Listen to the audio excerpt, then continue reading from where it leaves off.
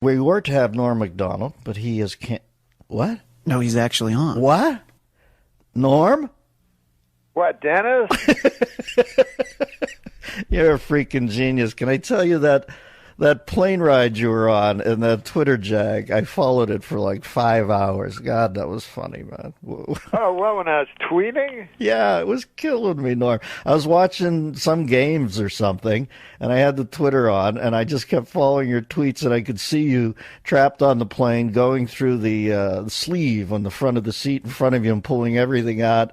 Hey, look at this porta-kiln in the airport store and stuff like that. I was running out of stuff. I was running out of stuff. Now, Norm is... so much stuff on a plane, but listen, man, I know you tweet because I follow you. Man. I started tweeting like a few weeks ago. Yeah. And these are the three people I follow. Who's that? At Sarah Silverman, Mm-hmm. at Dennis DMZ, Right. and at Steve Martin to go. Yeah, Steve Martin's killing me. You guys are funny, man. Thank you, Norm. Just a young kid with a dream. What are you working so hard for? Norm's going to host High Stakes Poker on the Game Show Network. And I hope to get on this show. I want to go on and do the sports show with Norm MacDonald because I know Norm knows his sports. And who's funnier than Norm? Nobody. That's on Comedy Central starting April 12th. What are you working so hard for, Storm and Norman? Are you just experiencing a rebirth? Comedy Central, one of those specials. I know. You got your first hour special. It premieres Saturday, March 26th at 11:30 p.m., 10:30 Central on Comedy Central, right after the rebroadcast of the Donald Trump roast. And like I said, you're usually an easy rider, man. Why? What are you, just in a midlife crisis, or why are you working so hard here? What? I'm just saying, some guys think I gotta start hustling it, and I'm 3 projects in the space of a week. What's up? Now listen, Dennis. Have you heard about this Huckleberry Finn thing? I heard something about they wanted to take the N-word out, right? Yeah, anyways, I wanted to bring it up before I forgot, and then we'll get on to my projects. All right. Do you have any observation on it, any tweak on it, or just the cognizance of the fact that they want to... No, I feel it's a thorny issue. Mm-hmm. Yeah. No, that wasn't the whole thing. No. I thought you were going to go like, well, how so, or something like that. Tell us more, Norm. Why don't you do... I feel it's a thorny issue. Yeah, I'll tell me you why. too. Why, Norm? Well, you got Mark Twain, and you're talking about, for those of you who don't know, what I'm talking about, they've taken out the N-word, out of many of the books of Huckleberry Finn. Norm, they've taken out. And so you got a thorny issue that I think I have a solution to. Do you want to hear it? Oh, man. Never anything more. Well, the thorny issue is this. Yes. You don't want to take, Mark Twain, one of the greatest writer ever to brush paper with ink, and change his words, for God's sake. On the other side of the coin, you don't want to have a young African American boy in school, hearing that word out loud and causing him pain. So it's a thorny issue. But I figure it this way. You've read Huckleberry Finn. You are so splendidly demented. Yeah, I've read it. You know it's written in the first person by Huckleberry Finn. Yes, I do. And you know it includes the N-word. Yes. Therefore, you just change Huckleberry Finn to a black kid. And it's like a rap song at that point, right? Exactly. Everything's cool.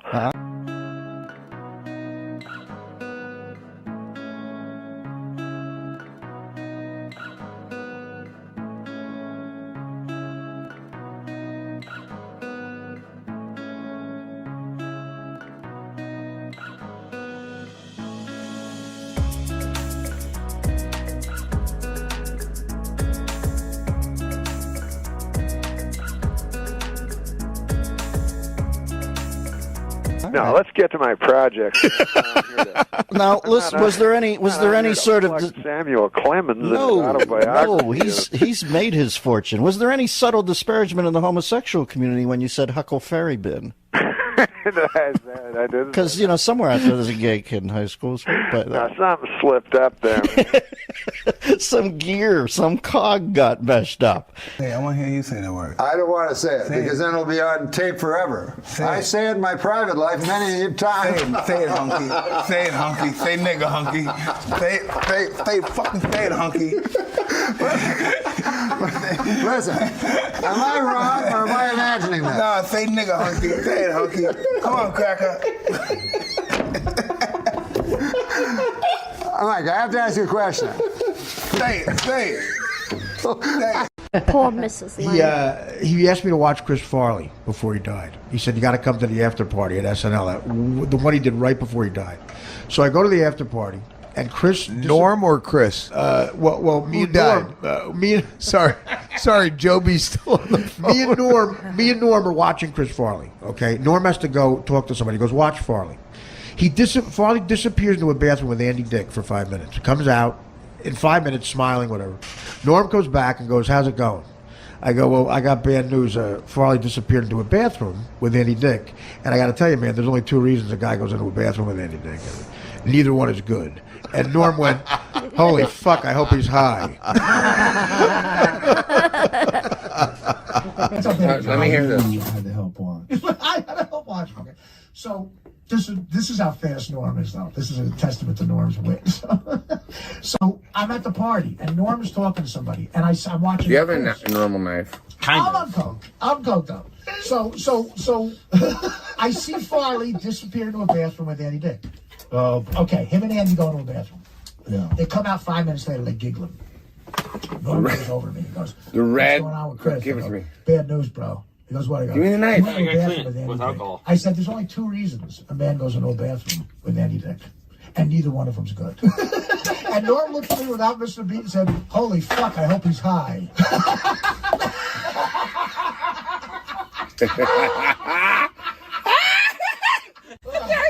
Do you get it? I never heard that.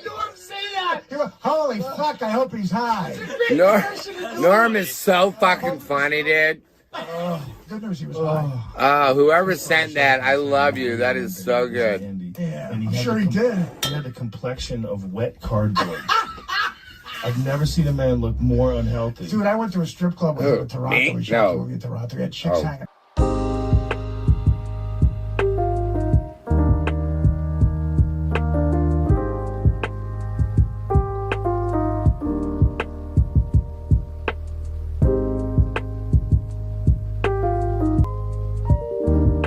But you remind me of a guy that's good at fucking. I love it. Fucking and sucking. Bizarre was a variety show. Adam Eager told me something I didn't know. He said you worked with Red Fox on a variety show. Yeah, I heard that. I'm dying to hear it. I produced Red Fox variety. You told me he just worked on it. Worked on it? Well, according to your Wikipedia. What do you think I was, a stagehand, you douchebag? Worked on it. Did you do your notes? No, I want you back on drugs. From I'm Wikipedia. serious. I want you back on stuff so you know. Close. I'm going to do a shot next break. No, it's I'm true. Just teasing. No, he's kidding you. He's kidding. No, I clearly. He says, I love this podcast. It was great to see Norm MacDonald back, and Super Dave was the perfect choice as first guest. Lose the douchebag. He's talking about me. Well, we don't know if he's talking about you. He's clearly talking about me. He is talking about you. And this is just one person's opinion, but I have hundreds of other people. All right, yeah, you're right. It's one guy, he's entitled to his opinion, and that's fine, whatever. And mostly they like the show. Well, good. Well, let's hear another one then. All right. Let's hear another one. What's the deal with that fucking douchebag? Oh, Jesus. Well, that was about you. I mean, are there any good ones? I'll look. Okay. Not good. Okay. Let me see here. Ooh. What is it? Huh? Is it a good one? It's not good at all. I found one. Oh, good. Yes. Okay. This is a positive one. Thoroughly enjoyed it from top to bottom. Great. Blinky91 says. A sparkling exchange between veteran funny man Norm MacDonald and comedy legend Super Dave Osborne. One minor problem. The set. Oh. It's just too distracting. Why are there so many clocks? We're not tuning in to see what time it is in Hong Kong. We're tuning in to listen to comedians doing comedy. Plus some douchebag, I don't know who he was, but I like to punch him right in the fucking face.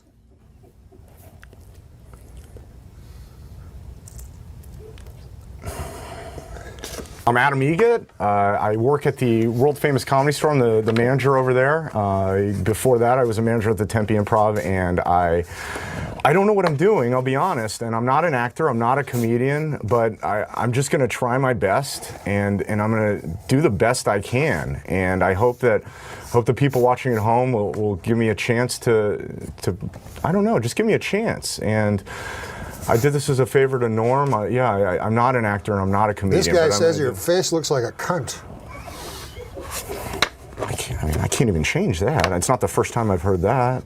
But, I mean...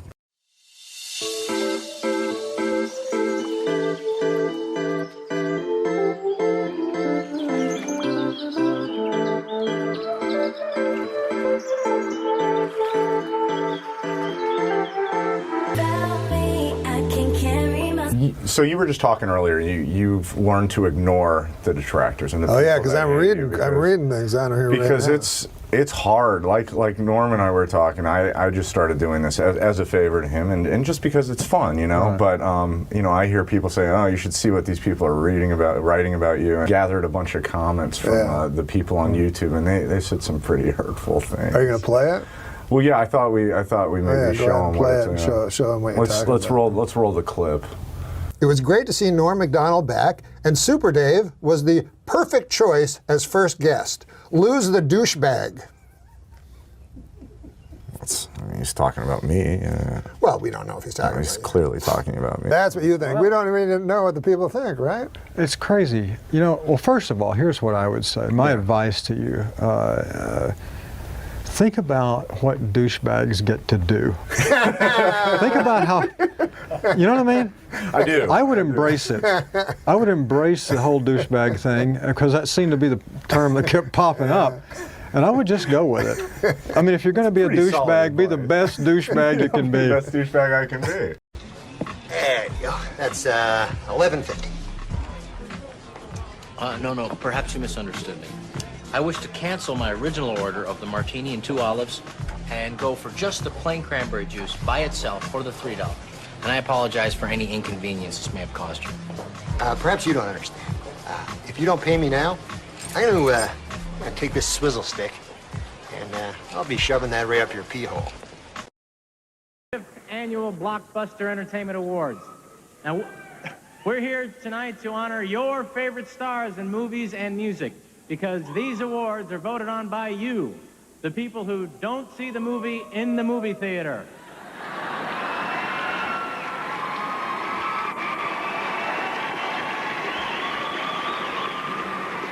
That's right, you, the people who wait until it comes out on video. You cheap bastard. This year you cast more than 25 million votes in over 50 categories on the internet and in more than 4,000 Blockbuster stores worldwide. The only people not allowed to vote were those who actually went inside a movie theater. Joke's getting a little old at this point. We did all right. We're doing okay, though. After following Ricky Martin, that's tough, you know. Okay.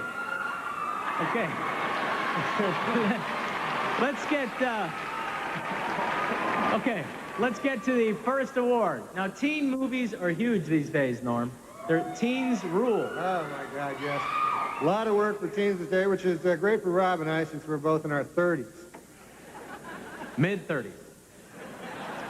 Okay, we're here to present the award for favorite actor in a comedy. Yes, and just before we begin, let me remind you that there are no losers here tonight, except for the people who were nominated in the category and then don't win. Other than that, everyone's a winner. Everyone's. So the nominees are. During the day, I hit the streets with a sandwich board and try to get people out.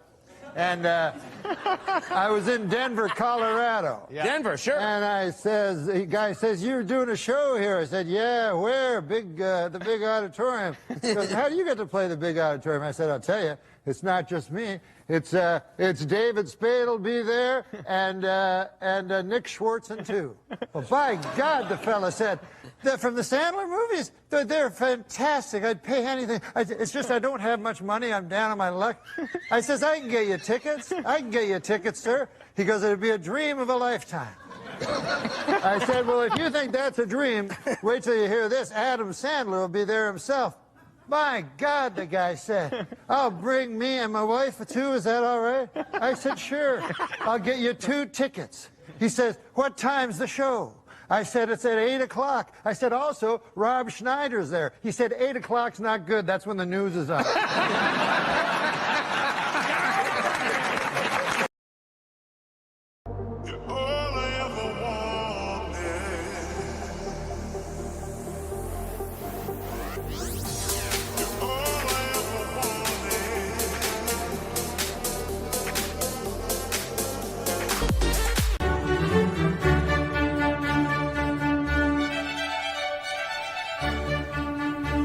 Now, Ben, Howard, you guys have been in a monogamous homosexual relationship for 3 years. You seem to have a lot in common. You have a lot of mutual friends. You seem to have a lot of the same interests. So why don't you tell me what's going on? Well, Howard's a great guy, and I love him, and I think you're right. We do have a lot of mutual friends, and we have a lot of the same interests. So what seems to be the problem? Well, the problem is that every time I go to sleep, he fucks me in the ass. And how does that make you feel? Makes me feel bad. Every time I go to sleep, he fucks me in the ass. Howard, are you hearing what Ben is saying? Yes, I am. And how do you feel about what Ben is saying? I feel bad. Ben, do you hear what Howard is saying? Yeah. How do you feel about what Howard just said? He said he feels bad, but he's not the one getting fucked in the ass every night. Okay, we're not here to blame the other person. We're here to talk about our feelings. Well, my feeling is every night he fucks me in the ass. And you don't like that? No. And how about you, Howard? Would you like it if you were sleeping and Ben fucked you in the ass? No, I wouldn't. Okay, good. You see, we fall in love with a romanticized version of our partner. And then one day, we wake up with a real person. I wake up with his dick in my ass. I'm sorry. Yeah, I'm sorry too. Okay, when we have disagreements, we each have to assess how much of it is our own fault. Okay, well, I guess my fault is that I can't stay awake all night to watch him and make sure he doesn't fuck my ass. I'm sorry. You say that now because I'm awake. That's not true. Come on, as soon as I fall asleep, you'll be fucking me in the ass again. That's not fair. You said it. All right, here's what I want you to do. I'm going to give you these pads, and I want you to each write down what it is you guys want out of this relationship, individually and as a couple.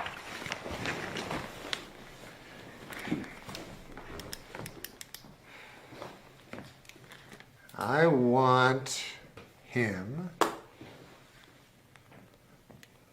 not to fuck me in the ass. Silently. Please write silently.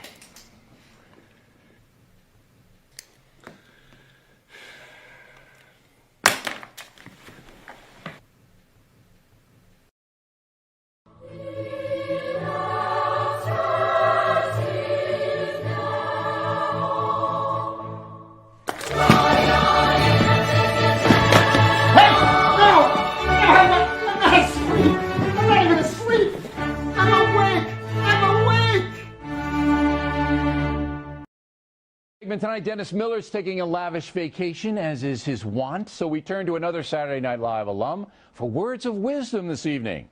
Joining us now from Los Angeles, man about town, Norm MacDonald. Good to see you, Norm. Happy New Year to you, sir. Oh, Happy New Year. I hope you had a Merry Christmas. We had a great Christmas, and we were saying Merry Christmas quite often.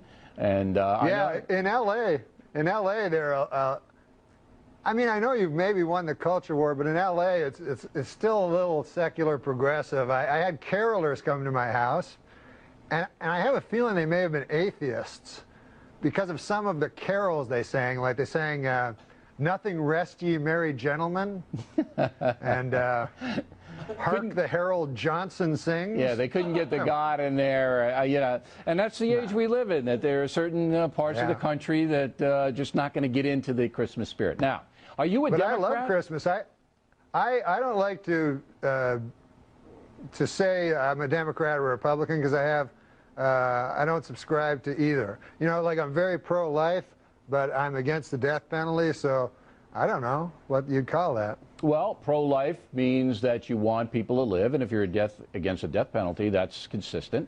But so you're an independent like I am. You want the best person in. Has anybody, I would vote for the person. Has anybody impressed you so far? Any of the presidential candidates impressed you so far? Yeah, I love John McCain. He was my favorite 8 years ago. But even 8 years ago, he was the old guy back then, so I don't know. I don't know how he's going to fare. But he's spry.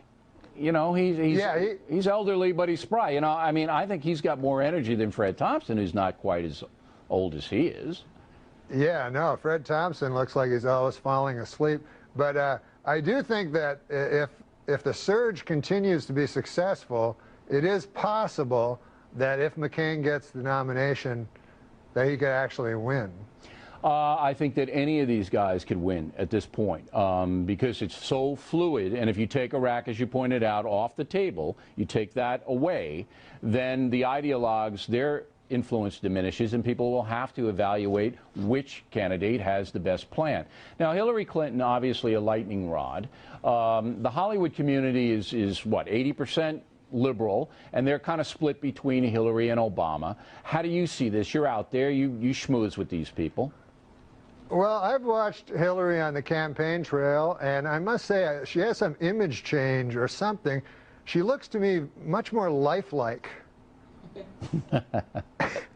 And also ladylike. She almost seems like a live lady now. Well, they've softened her image. You know, because she was coming across as a little Margaret Thatcher-ish. You know what I mean? Yes. Do what I say or I'll kick your butt. And now they're trying to say, do what I say or somebody else will kick your butt. Not me, because I don't want to get my hair messed up. But the Obama-Hillary Hollywood conflict, see, they're all liberal, but they just don't know which way to go out there. And I feel their pain, don't you? Yeah, I know Obama is... This guy's like a freight train, and now that Dennis Kucinich has said that he might throw his support, man, he's going to be unstoppable with that. That's right. So that's at least six or seven votes that Sean Penn. That's the equivalent of me throwing my delegates behind him. Now, when you I think Kucinich is just barely above Ahmadinejad on the polls right now. Yeah, Kucinich and Ahmadinejad are running neck and neck, but we like Kucinich. No matter what you think about his politics, he's a stand-up guy. Now, Miller loves Giuliani. Miller is like Giuliani guy. What do you think about the mayor? Well, he's pro-choice, which is a little bit of a problem with me, but I remember when I was in New York, and my God, he changed that city around like crazy. He did such a great job. And I remember like my friends complaining, they were like, oh, Times Square, you know, it lost all its character. But I lived in New York during that time, and Times Square was just prostitutes and junkies and serial killers prowling arcade. I mean, there was, you know, it wasn't character. It wasn't like... That's the liberal platform. They like that junction. stuff. Right, it wasn't petticoat. That's secular progressive heaven you just described there, Norm. That's what they want. Come on. Yeah. It's diversity, man. It's diversity. Peep Norm shows MacDonald, on everybody. demand. Yeah, that's right. Norm MacDonald. Thanks for filling in for Miller. We appreciate it. Happy New Year to you, Norm. When we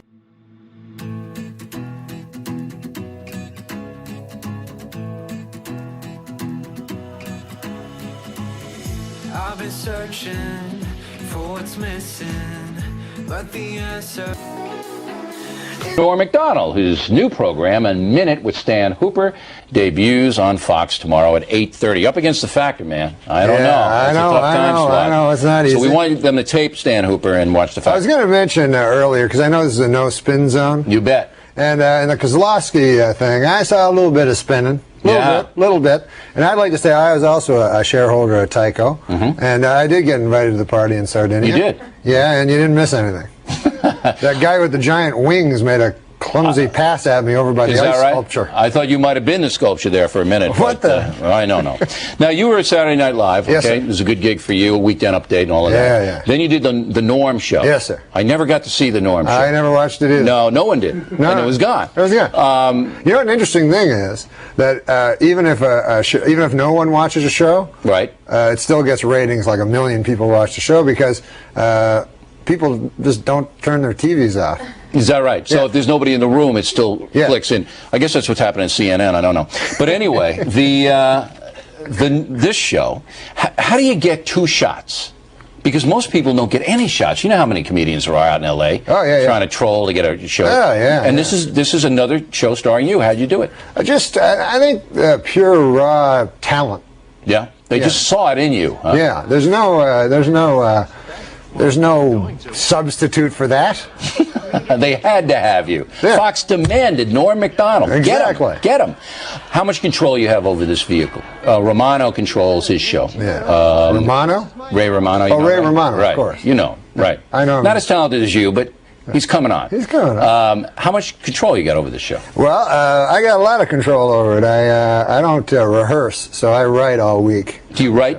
Yeah. You write the show. How many other writers with you? 5, and they're a crack staff. All right, so the show's going to have an edge because that's what kind of stuff you do. No, it's not going to have an edge. No, it's just going to be a bland kind of an Ozzie and Harriet ripoff? No, sir, it's going to be a Green Acres ripoff. I could just see you in the overalls. Yeah. You play a commentator on television. I play a commentator. I hate those guys. Yeah. I don't care for him either. I play a guy that works in New York. You understand? And he does his minute every week. Like Andy Rooney. Not Andy Rooney. He's not a humorist. He extols the virtues of small town life, like Mr. Charles Osgood. Oh. And but he's very disconnected. He goes to parties at William Paley's house. You look a little like Osgood. Run that picture back. Can you put it next to Norm's face? Yeah, I can. That's you in 8 years after you work for Fox. That's how you're going to age. Okay. Believe me, I've been here 7 years. That's how you age. I don't look like that. I'm trying to look like that. So you moved to a small town in Wisconsin, right? Yes, sir. Okay, and that's going to be funny. I'm going to be amused by that. I'm not going to spin you. No, you're not going to care for it at all. All right, now you hit it big, and then you get the residuals and all of that. The Simpson money rolling in. Yeah. You don't hit it big, you care? Well, first of all, I believe the actors in the Simpsons.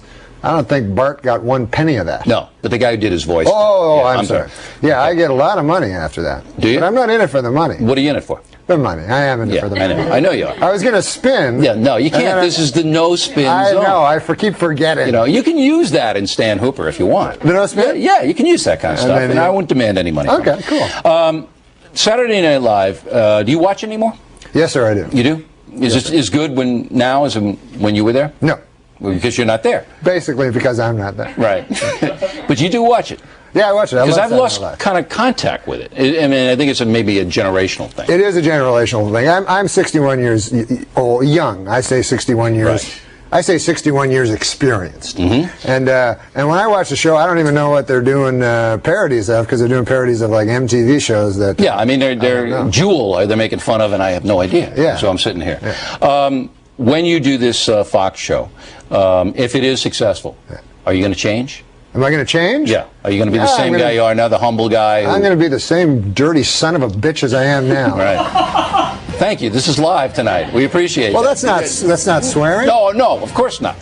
No, that's just I think Fox. That's part of the. That's Fox. We're going to see that in Stan Hooper, aren't we? No, we're not going to use such language. Right. Norm MacDonald, good luck with the show. Can I tell you a great story about Norm MacDonald? Go ahead. Norm Kenny? I don't know what the story is. Oh, it's the dog story in Vegas. Here now is a dog story about Norm in Vegas. Go ahead. It's the greatest story in the history of the world. Norm's in Vegas, and they give him a massive suite because he loses about $11 million a minute. Yeah, and that World Series of Poker kind of stuff, right? That was well before that. Okay. The World Series of throwing away your money. Oh, and now for the World Series of throwing away your money, here's Norm MacDonald. And he has an associate named, can I give her name? Sure, yeah. No, Lori. I'm not going to give her whole name. Lojo. Okay, so we got her whole name. And she's adorable. And her family's listening. Right. And she has a dog a little bigger than my tennis shoe. And so we're going downstairs so Norm can lose some money. And Lori leaves the dog in the suite. When we come upstairs, the door is open to the suite. Mm-hmm. And it's impossible to get in unless you have a key. So obviously the dog had opened the door and left because he was fed up waiting. And the entire inside of the suite was on the floor. Wallpaper, lights, pillows, stuffing, everything. Yeah. And the dog was downstairs in the jail with people, with other guys, with drunks and stuff. I'm telling you the truth. I'm telling you the truth. Norm, is this true so far? What? Norm, is this true so far? It is true, and then what happened was there was a band of gypsies in the next room. Don't hear that name in here. Yeah, they're lurking at the outskirts of town, but they must have gotten this suite because they pretended to trip down an escalator or something, and they were going to sue Lori Joe's dog for emotional distress. The gypsies. You love having to go downstairs and bail this dog out like you would a gambler or someone who tried to steal? The dog was in jail. Is this your dog? And they have video of the dog in the jail cell trying to escape. I've seen the suite. I mean, I can't even. The wallpaper doesn't come off a wall in Vegas. He took the wallpaper off, and he had watched everything he could watch on television and left. What kind of dog is this, Norm? I don't know. It was a boxer. What was that dog? Wow. Because you know how boxers know how to they throw up their hands, so he was able to open the door from the inside. Yeah. I'm confused. Where did the gypsies come in again? They were living next door. Oh, they were okay. trying to sue everybody. All right. So the gypsies were living next door. You don't believe this story, and it's 100% true. Well, Norm, I believe. I don't believe Super Dave. I believe Norm. The dog got loose in the hall and traumatized a gypsy child. Well, what happened is a gypsy child opened the door, and the dog was walking down the hall with a couch. A gypsy child. Hey, where's my couch going? Who's got my couch? That dog is taking my couch. Oh, my God.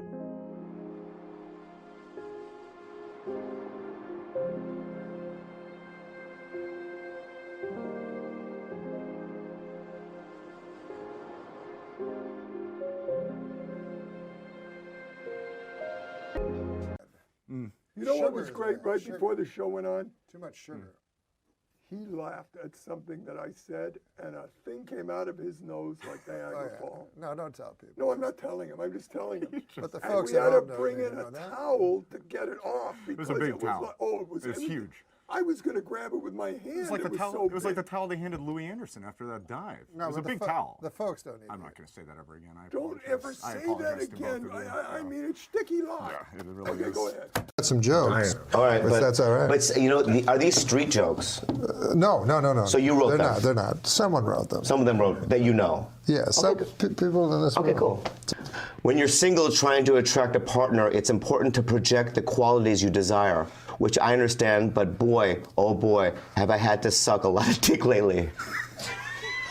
That's sort of like a Bobby Lee joke. It is a lot like a Bobby Lee. All right. I went out to buy a California Pizza Kitchen signature pepperoni frozen flatbread, and by the time I got home, it was perfectly cooked and entirely eaten. 100% true. Oh, you ate it. See, I love how he laughs. I love how he laughs. It's just weird, right? Some of them are odd. I'm not gonna lie to you. That's not a joke. Well, some of the. But this is a joke. I think technically. Like an observational joke? I signed up for my company's 401k, but I don't think I can run that far. It is a long way.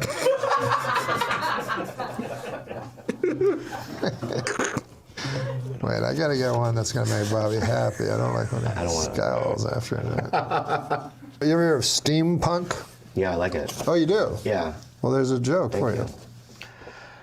I wouldn't call myself a fan of steampunk, but I will say it's the healthiest way to prepare punk.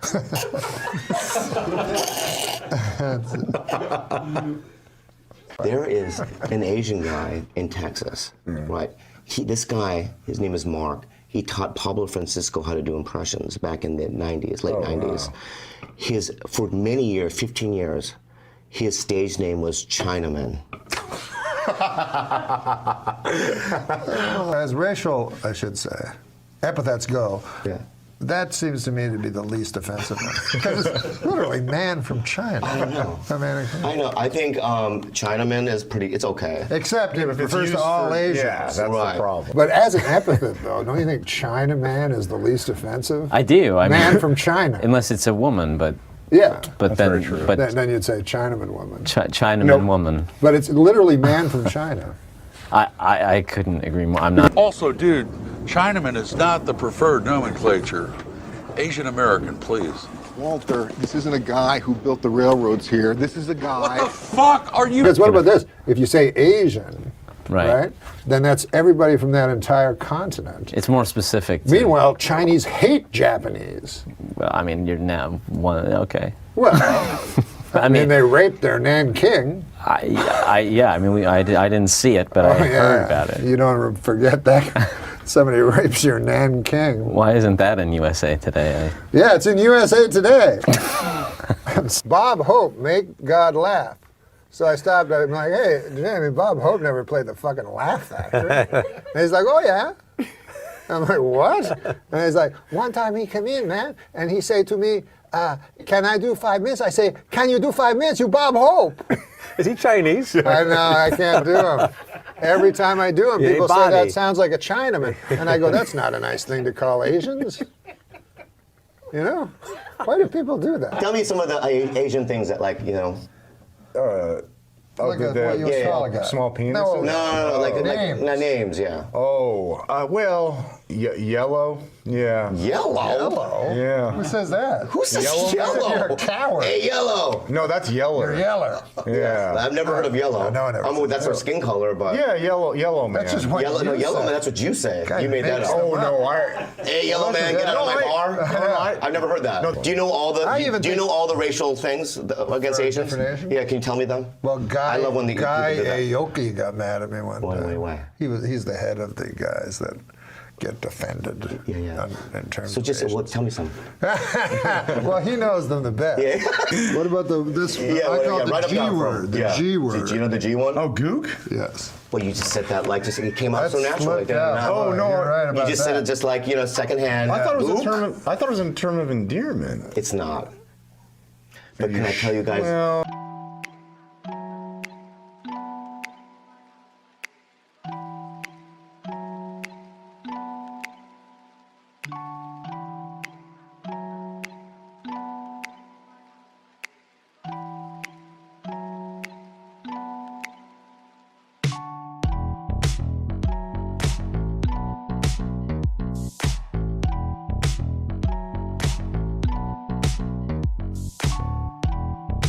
The search continues in the Indian Ocean for the Malaysian Airlines Flight 370 as they listen and try to follow the pings. These guys sound like me always listening for pings. The pings are my Chinese neighbors. Jim and Ellen Ping. Nice people, nice folks. Nice folks. Jim. Is that what you said their neighbor was? Jim Ping? That is my neighbor. A nice fella. Nice guy? Let me his abacus I want to do this. Jesus. Oh, come on. That's not a Chinese guy. I wasn't saying it was. That was kind of What are you, racist. Mickey Rooney?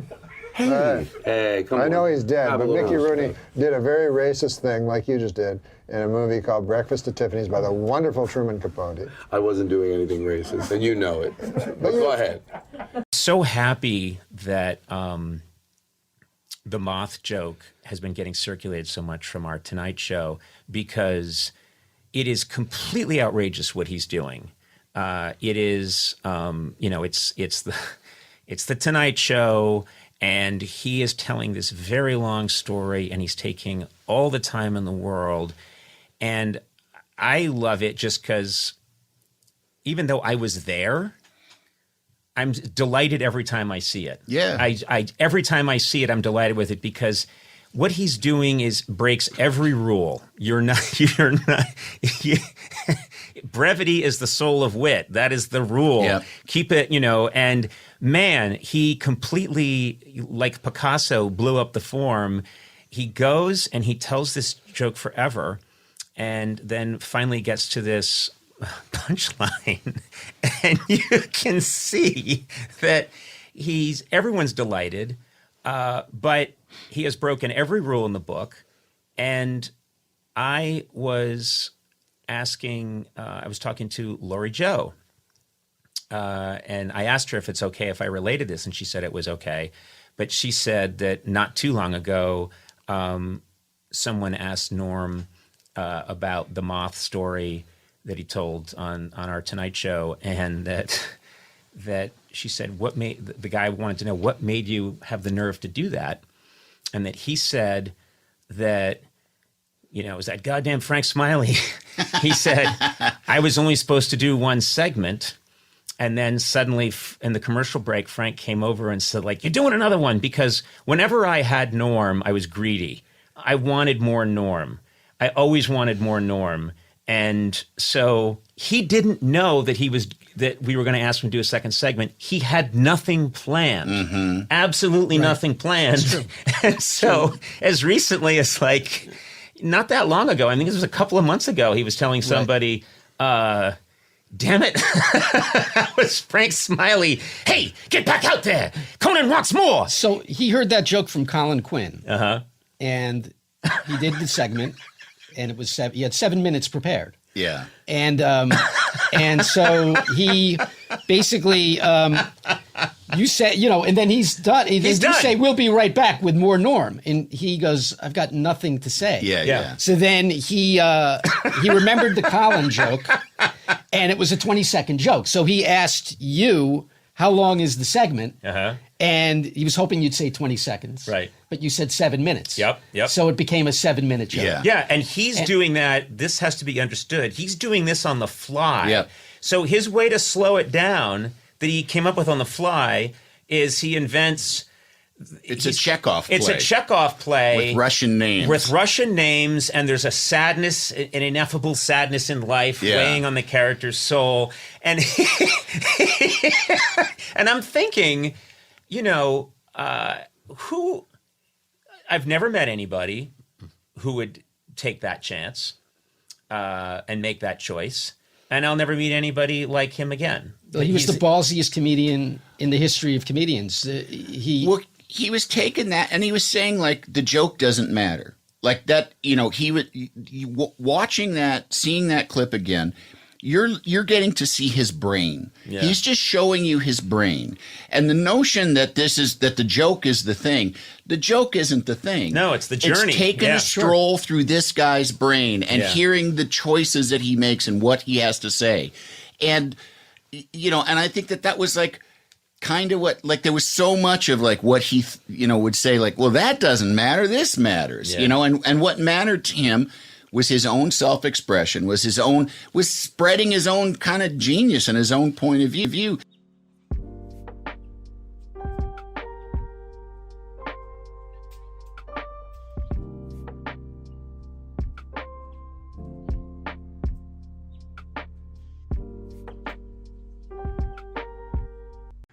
So we're seeing it a little bit in process here, but obviously we watch you on late night shows. We hear you. I just heard you on Howard Stern. We watch you on your podcast, and what we find is suddenly we're sucked into the vortex of a nearly 9-minute joke that we have no idea how it emerged or where it will lead and what will happen with it, except that it will be very funny and we'll be trying to get everybody to listen to it the next day. Do you come saying, oh, I have a Well, joke? you mean like a street joke? Like a real street joke? You mean like an actual joke?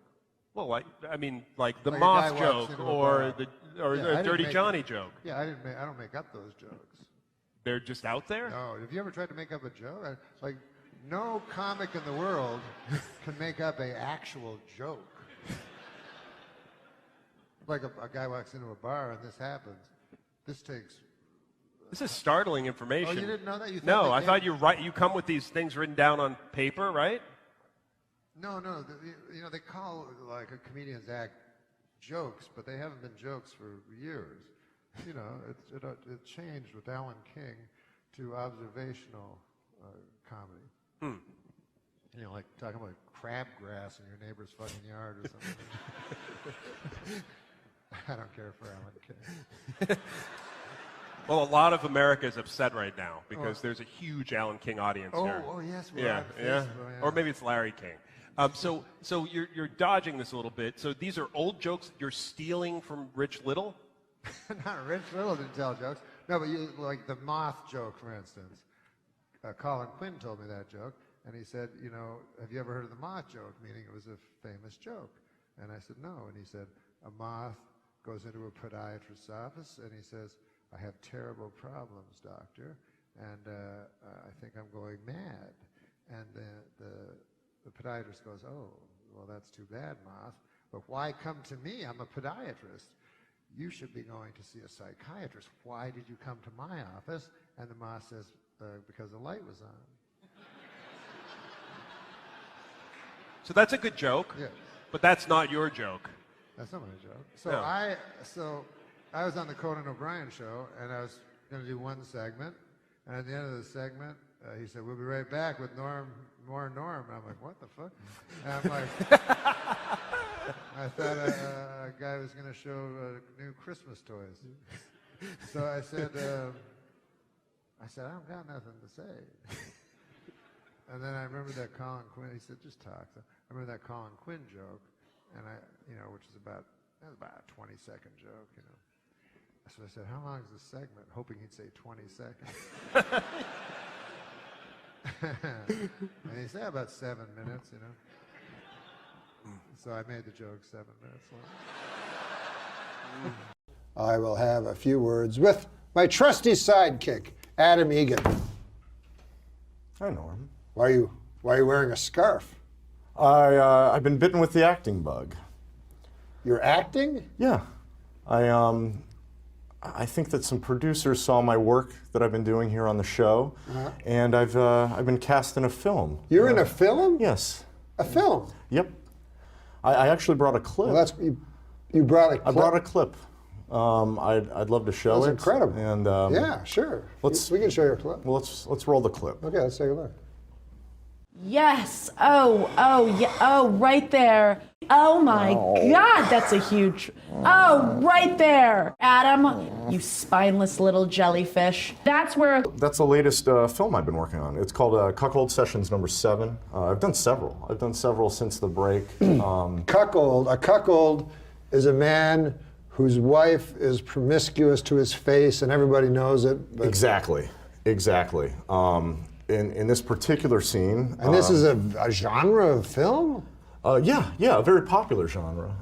This is hardcore pornography. Oh yeah. It's hardcore pornography, but it's got a real following. We have I was just recognized for an award at the AVN Awards for best cuckold film, and in this particular scene, my wife is shaming me. Now, who plays your wife? Oh, my actual wife.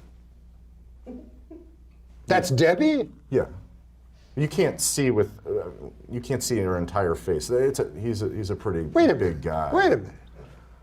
There's an African-American man making love to your actual wife, Debbie. Yeah. While you sit Mandingo is his name. Mandingo. Mandingo. Hell of a guy. Real nice guy. Nice guy. Yeah, nice guy. So he has sex with your wife and ridicules you as he's doing it. Exactly. Well, it's a film. My motivation, I really get into the character. I've noticed I take a lot of time to get to know the character and really immerse myself in the role and think, how would I feel if my wife, let's say Debbie, for instance. Well, it is Debbie. Well, yes, but I mean, her character, yes, it's Who does she Debbie. play? Her name in this movie, I believe, is Ruby. That sounds a lot like Debbie. Oh, yes, but it's just a film. It's a film, Norm. I mean, this, you know, No, it's I not understand real. what Citizen Kane was only partially based on reality. Johnny Cockhammer, the gentleman. What? Johnny Cockhammer is the gentleman. Johnny Cockhammer. Cockhammer. It's two separate words, but the gentleman who directed this film, in the industry, they're referring to him as the Orson Welles of the cuckold genre as well. A real wonder kid. Now, I was just over to your place for a lovely dinner party. That was nice. It was nice to have you. We really appreciated that. It was just you, me, Debbie, and that Mandingo. Yeah. Yes. And now I know it's Mandingo. I spent the whole time trying to talk about 42, the movie 42. I didn't know what to do, but was that other guy? Was that Johnny Cockhammer? Yes. The other guy that was there? Yes, Johnny Cockhammer. The guy who brought the brie. That brie. Delicious. Oh, suspicious. Well, I thought it was divine. It paired well with the Pinot Noir, I thought. So you're going to continue these? Oh, most definitely. They're calling me the Philip Seymour Hoffman of the genre. Well, hopefully you'll meet the same end.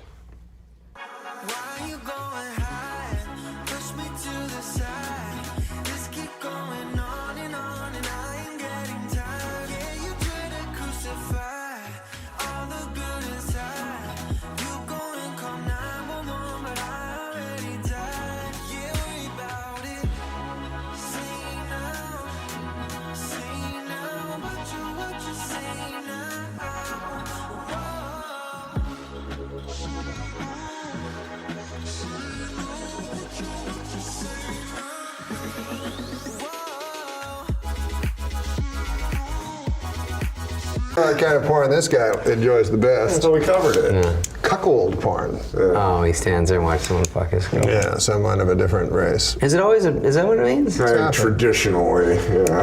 Traditional way. I didn't know. I didn't. Well, where did he get that voice? I don't know. It scares me at times. Sometimes it's comforting. But I never knew what cuckold meant. I just click on it. We are living in a golden age. I go, can we just tell people we went into the behind and we don't have to really do it? The behind. I'm trying to clean up your fucking show. We're living in a golden age of Adam masturbating to interracial granny porn. I told you that one in confidence. That's fine. I make mistakes. I'm not it takes a big man to admit that he makes mistakes. I'll tell you that right now. A big man to admit that he makes mistakes. A small man would not admit that he makes.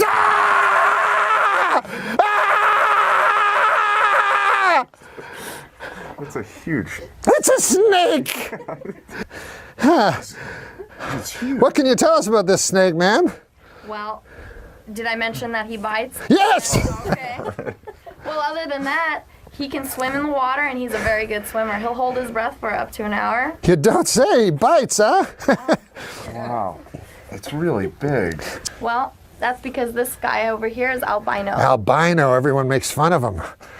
Oh, look at that. him and Adam Eget seem to be kicking it off. All right, okay. You know Okay, right. well, Okay. we really have to be talking to Simon Hedberg, you know. It's been quite a terrifying surprise. There we go. Oh my God, thank you very much. Thank you very much. Oh my God. Oh boy. I wish those animals never existed. It was way cooler than those dogs. Yeah. Do you know, if it wasn't for those animals, we'd all be living in a garden. I'll tell you, it's the last time we have any animal handlers on this show. I thought it was pretty cool. It was pretty cool. No, I'm saying. Well, I'll tell you, I don't know why I'm saying all this. We'll be back after the break with the great Simon Hedberg. Ow! Ow! My leg! You all right? What the fuck, man? The snake's out. The snake, Michelle, come get the snake. Norm? Grab the snake. Norm, you all right? Grab the snake. My calf is all purple, and I have 2 red puncture marks on it. Yeah, it's probably from where the snake bit you. That's probably from where the snake bit me? Yeah. Duh. Duh. Hey, Adam. Yeah. You remember earlier when you said that's probably from when that snake bit me? Duh. You have about 9 minutes and 15 seconds. Oh, God. Well, hold on. It's important. It says here it's important to remain calm, and you need to get your heart rate down. Let's check your pulse. So you're telling me that I have 9 minutes to live because snake venom is coursing through my heart. And at the same time, you're telling me this would be a good time to remain calm. Yeah. Duh. I gotta suck out the venom. Oh, okay, let's do it. All right, give me your calf. It's right on the calf there. All right. Oh, thanks, Adam. Yeah. Oh, yeah, you suck that venom out. That's nice. Suck it out good. Oh, yeah, that's nice. Oh, yeah, you fucking like that, huh? You like sucking that fucking pre-venom? Huh? No. Huh? No, I don't like it at all. No, I'm just trying to help you out. No, I understand that, but I mean, I meant to say thank you. Oh, okay. Okay. Yeah, fucking suck that venom. Yeah, you fucking suck that fucking venom. Yeah, you want to spit it out? You got a fucking mouth load. I'll fucking shoot it out of your face, you fucking cunt. You fucking whore. Ah! Oh, thanks, dude. I didn't get any of that in my mouth. Yeah, no problem, man. We'll be back with Simon Helber. You fucking sit down.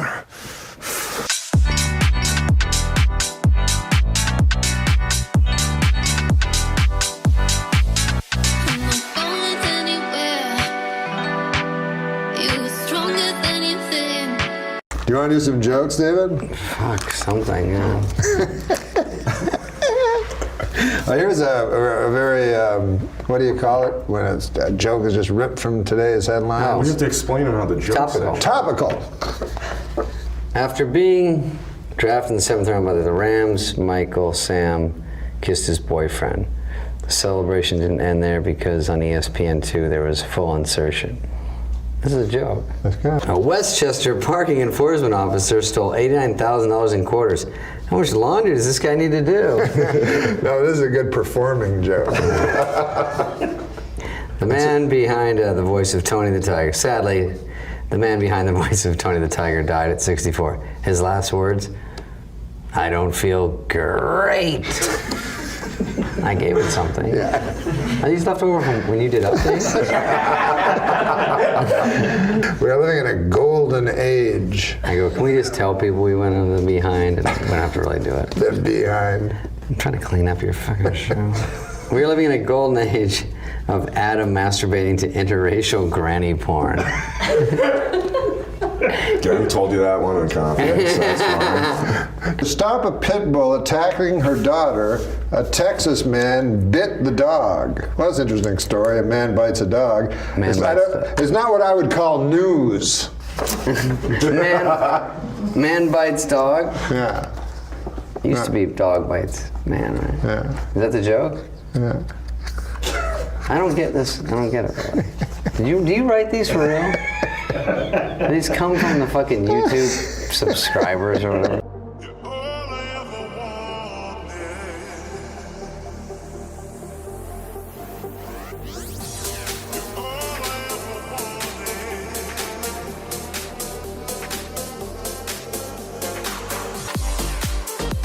Oh, you know the search for the Malaysian Airlines? Did you hear about the latest?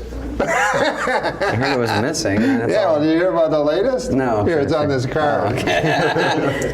The search continues. In related news, a plane was spotted by some cavemen in the year 365 BC. I don't totally get it. This back in time? is the final joke. In my hand.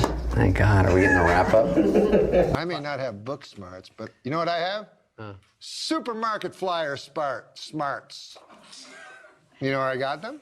From reading a lot of supermarket flyers. That can't be one of the jokes, is it? Jesus. Dude. Did you ever think? I smell a mass firing. Is this going to go down as a test show? No. You better fucking air it. Listen, did you ever think that I wanted to... Jesus Christ. Test show, test show. Final joke. It's growing on me. From David Spade, a man in Chippewa. A man in Chippewa. Did you help me with that one? A man in Chippewa allowed a hyena to eat his penis after being told by a witch doctor it would help him become rich. Is it me or does it sound like that hyena and witch doctor were in cahoots? That's pretty. I'm glad you saved that for the end. The smartest cat I ever knew at SNL, and a much revered figure there, is joining us for another segment. This is my former producer, longtime writer and contributor, Jim Downey. Jim, I had Norm on the show yesterday. I always thought Norm, from the first second I saw him, was just a flat-out misanthropic genius. I always gave him a wide berth as far as time schedules and that, because I just said, well, I'm going to grab Amadeus and tell him he has to be here to do busy work. You know what I mean? That isn't going to happen. So I think he's a genius. What was it like to work with him on Update? Well, he is a genius and the most fearless performer. He likes people to laugh at his stuff. He enjoys that, but it's sort of one of like, half a dozen important aspects of what he does. Mm-hmm. So that if he really loves a joke or a bit, he will happily go out there and do it, whatever the response is.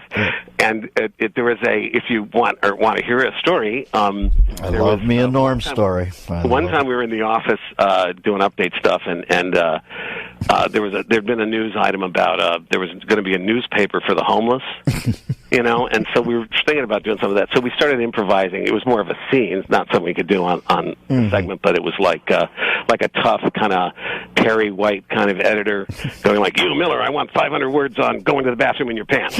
You, Immel, give me something. Give me a human interest thing on urine stain matter. You, was that kind of thing. Yeah. And like a lot of like photos, maybe some, a little human side. What are pets, that kind of thing. And so nothing came of it, and I sort of forgot we had the conversation. And then the first meeting we have after the summer, Norm comes in and goes, "Hey, Downey, remember that that thing we were talking about there with the remember that thing with the newspaper for the homeless, that thing, the homeless newspaper?" And I go, yeah. He goes, yeah, well, I was out in L.A. and I was asked to do this benefit, for the coalition to feed the homeless, and and I'm going, no. And he goes, yeah, I did that bit, They hated it. Hated it. All right, you tell me now. That's the Andy Kaufman part of the joke, or is he actually surprised that they hated it? That's what I can't quite figure with Look. I know. Jimmy calls in here periodically and says that he has bought a puppet and he wants to work material out on the show. And I'll say, well, tell me about the puppet. And it's an old man puppet who's a Holocaust denier. And it's obviously just Norm sitting at home talking as Norm. He makes no pretension to a puppet voice. I know. And I think he's Andy. I don't know. I view a lot of Andy Kaufman in there. It's just he also would like to, one of the things that he would really enjoy just getting into a character, and then you could not get him out of it. Like he liked doing old man stuff, yes, like being an old geezer and complaining about aches and pains and stuff like that. And then you go, okay, Norm, now seriously, now we actually have to talk about it. He'd start doing stuff about rheumatism and things like that, and you just had to plead with him to just stop. But he was on his own kind of set of rhythms. The speed with which he would take his sport coat off at the end of his Letterman impression always I would watch the thing just to watch, because Letterman's so ill at ease with show business, always makes this conscious show of getting rid of the sport coat at the end of the show. And when Norm picked up on that and did that as impression, God, I fell out. I learned a little bit about that was Norm. And of course, Norm's a little crazy, but Norm, a big host would come and we'd all get all hopped up, like, okay, Rosie's gonna bring in big ratings. Let's get our AP. Where's my goat? I'm gonna throw out a goat. And Norm would sit there in the pitch meeting. We'd all be dead serious. Will would throw out, I'm going to do a cheerleader. Right. This one and that. And Norm would be like, yeah, I got a sketch ready. You're going in your pants, And you're just walking around. And you're like, yeah, I'm the guy with the in my pants. I hate this guy. And you look at him like he was nuts, but he knew what he was doing. Norm knew exactly. Listen, one of the single funniest things I've ever seen in my life is when he did Letterman, how quickly he would throw the sport coat off at the end of the sketch. Nothing made me laugh harder than Norm. doing Letterman, and I said to him, "What's with the sport?" You know how Letterman, how ill at ease he is with show business. Yeah. Norm said, "That's all I had at the beginning. The essence of it was his discomfort." I said, "This guy's a freaking genius." He is a genius. He would warm up the crowd. Now, when I would warm up the crowd, I would warm it up like I was playing the Garden, and I wanted to teach everyone a lesson. If I'm cut from tonight, I want you to know I should have been on. That I was a badass. Yeah, I'd warm up the crowd, kill. Norm would go up behind me, and he'd go, hey, you know, Jim Brewer and these guys, he's got all these great impressions, you know. So I said, well, I better learn some impressions. So, are you guys all ready? This is my newest impression of these. I love it. Because here's Ed Sullivan. And I'm like, he's really going to do Ed Sullivan? Like, why would you? He goes, Ed Sullivan introducing the Beatles. And he goes, ladies and gentlemen, it's the Beatles. Well, I got to work on that one a little bit. I see you during the show. He's got a little Andy Kaufman in him, Norm. He likes to frustrate, titillate a little, but then periodically he'll say something like, "You know, I feel sorry for the homeless guy's dog, because you know the dog's thinking this is the longest walk I've ever been on." Norm's hosting a sports show now, Jimbo, on Comedy Central. Oh, that's dangerous. You and I both know that can be very. Yeah, but that is a panel I volunteer for, because I want to be in the blast side of that when that goes off, because that is going to be a hoot. Hey, now listen, did I hear some rumble that Brother Sandler sent out Maseratis to the cast of Grown Ups? Did you reap the benefit? First of all, let me just say one thing. Nothing's better than Nancy Pelosi Augustus reference. Pelosi Augustus. I'm still swooning over that one. Yeah, Sandler gave Maseratis to Spade, Schneider, Kevin James, Chris Rock, all of whom need one, by the way. Very bad. But Exactly. What'd you get? no bitterness, but me and Norm MacDonald, yeah, we're splitting a zip car. And you know, you split a zip car with Norm. It's like having one of those, those Christmas trees the drivers have that smells like North Slope Sensimilla. Yeah, this car, I don't know, they must have been smoking pot in here or something.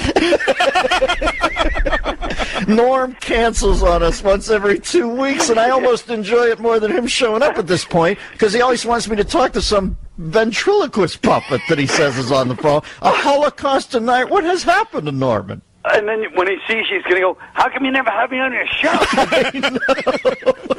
Nope. We tried to get you on. What? Nobody funnier, though. I mean, you got to give it to him. Nobody funnier. That guy, if I'm in a room with him for 10 minutes, they got to put the paddles on me, because I flat... Now, you're a young iconoclast, Norm. You know, the kids, they get you. What? I was going to wear a suit, and I don't need to. I like this whole D.B. Cooper look for you, man. This is... Now, is he the guy that jumped out of the plane? No. He's married to Alice Cooper. Now, the thing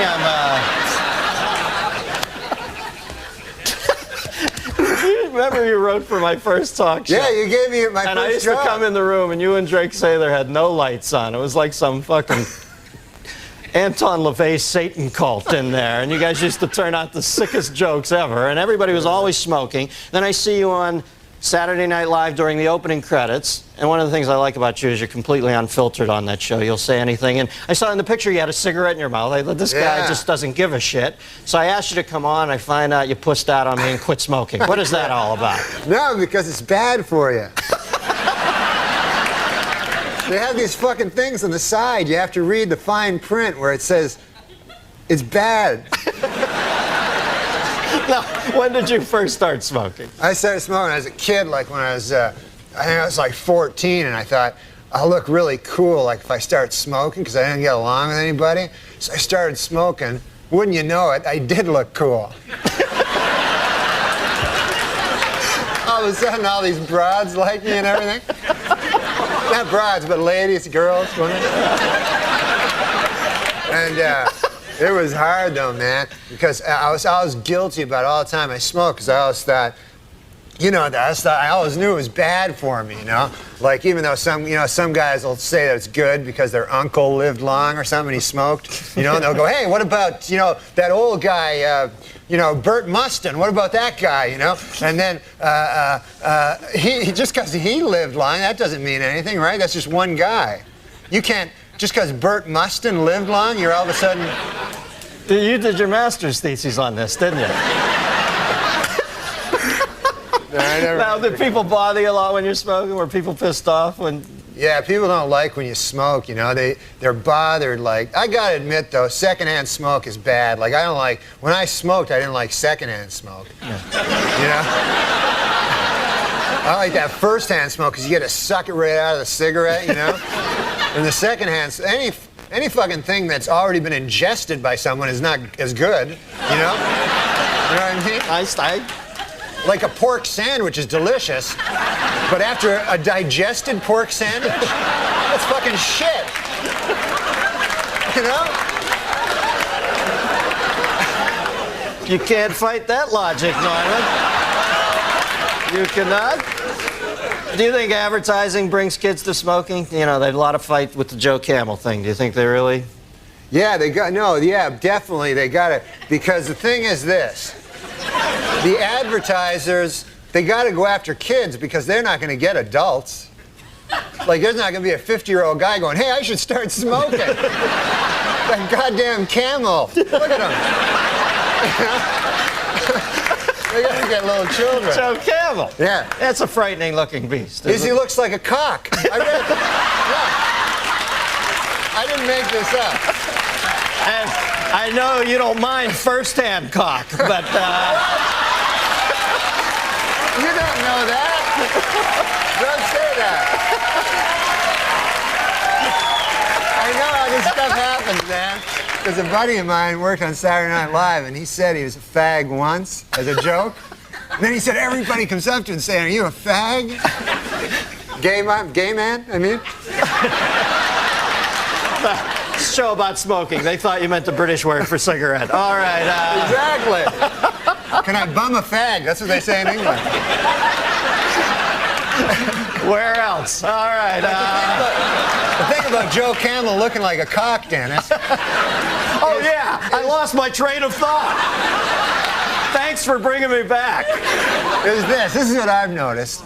He doesn't even look like a fucking camel. He looks so much like a cock.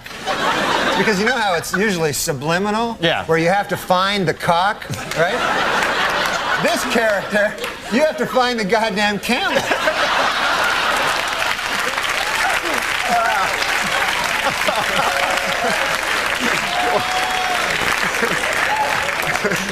Yeah, believe me, when you only get 2 humps out of a cock, it's not worth smoking. All right, now, line 2, we got a phone call for you.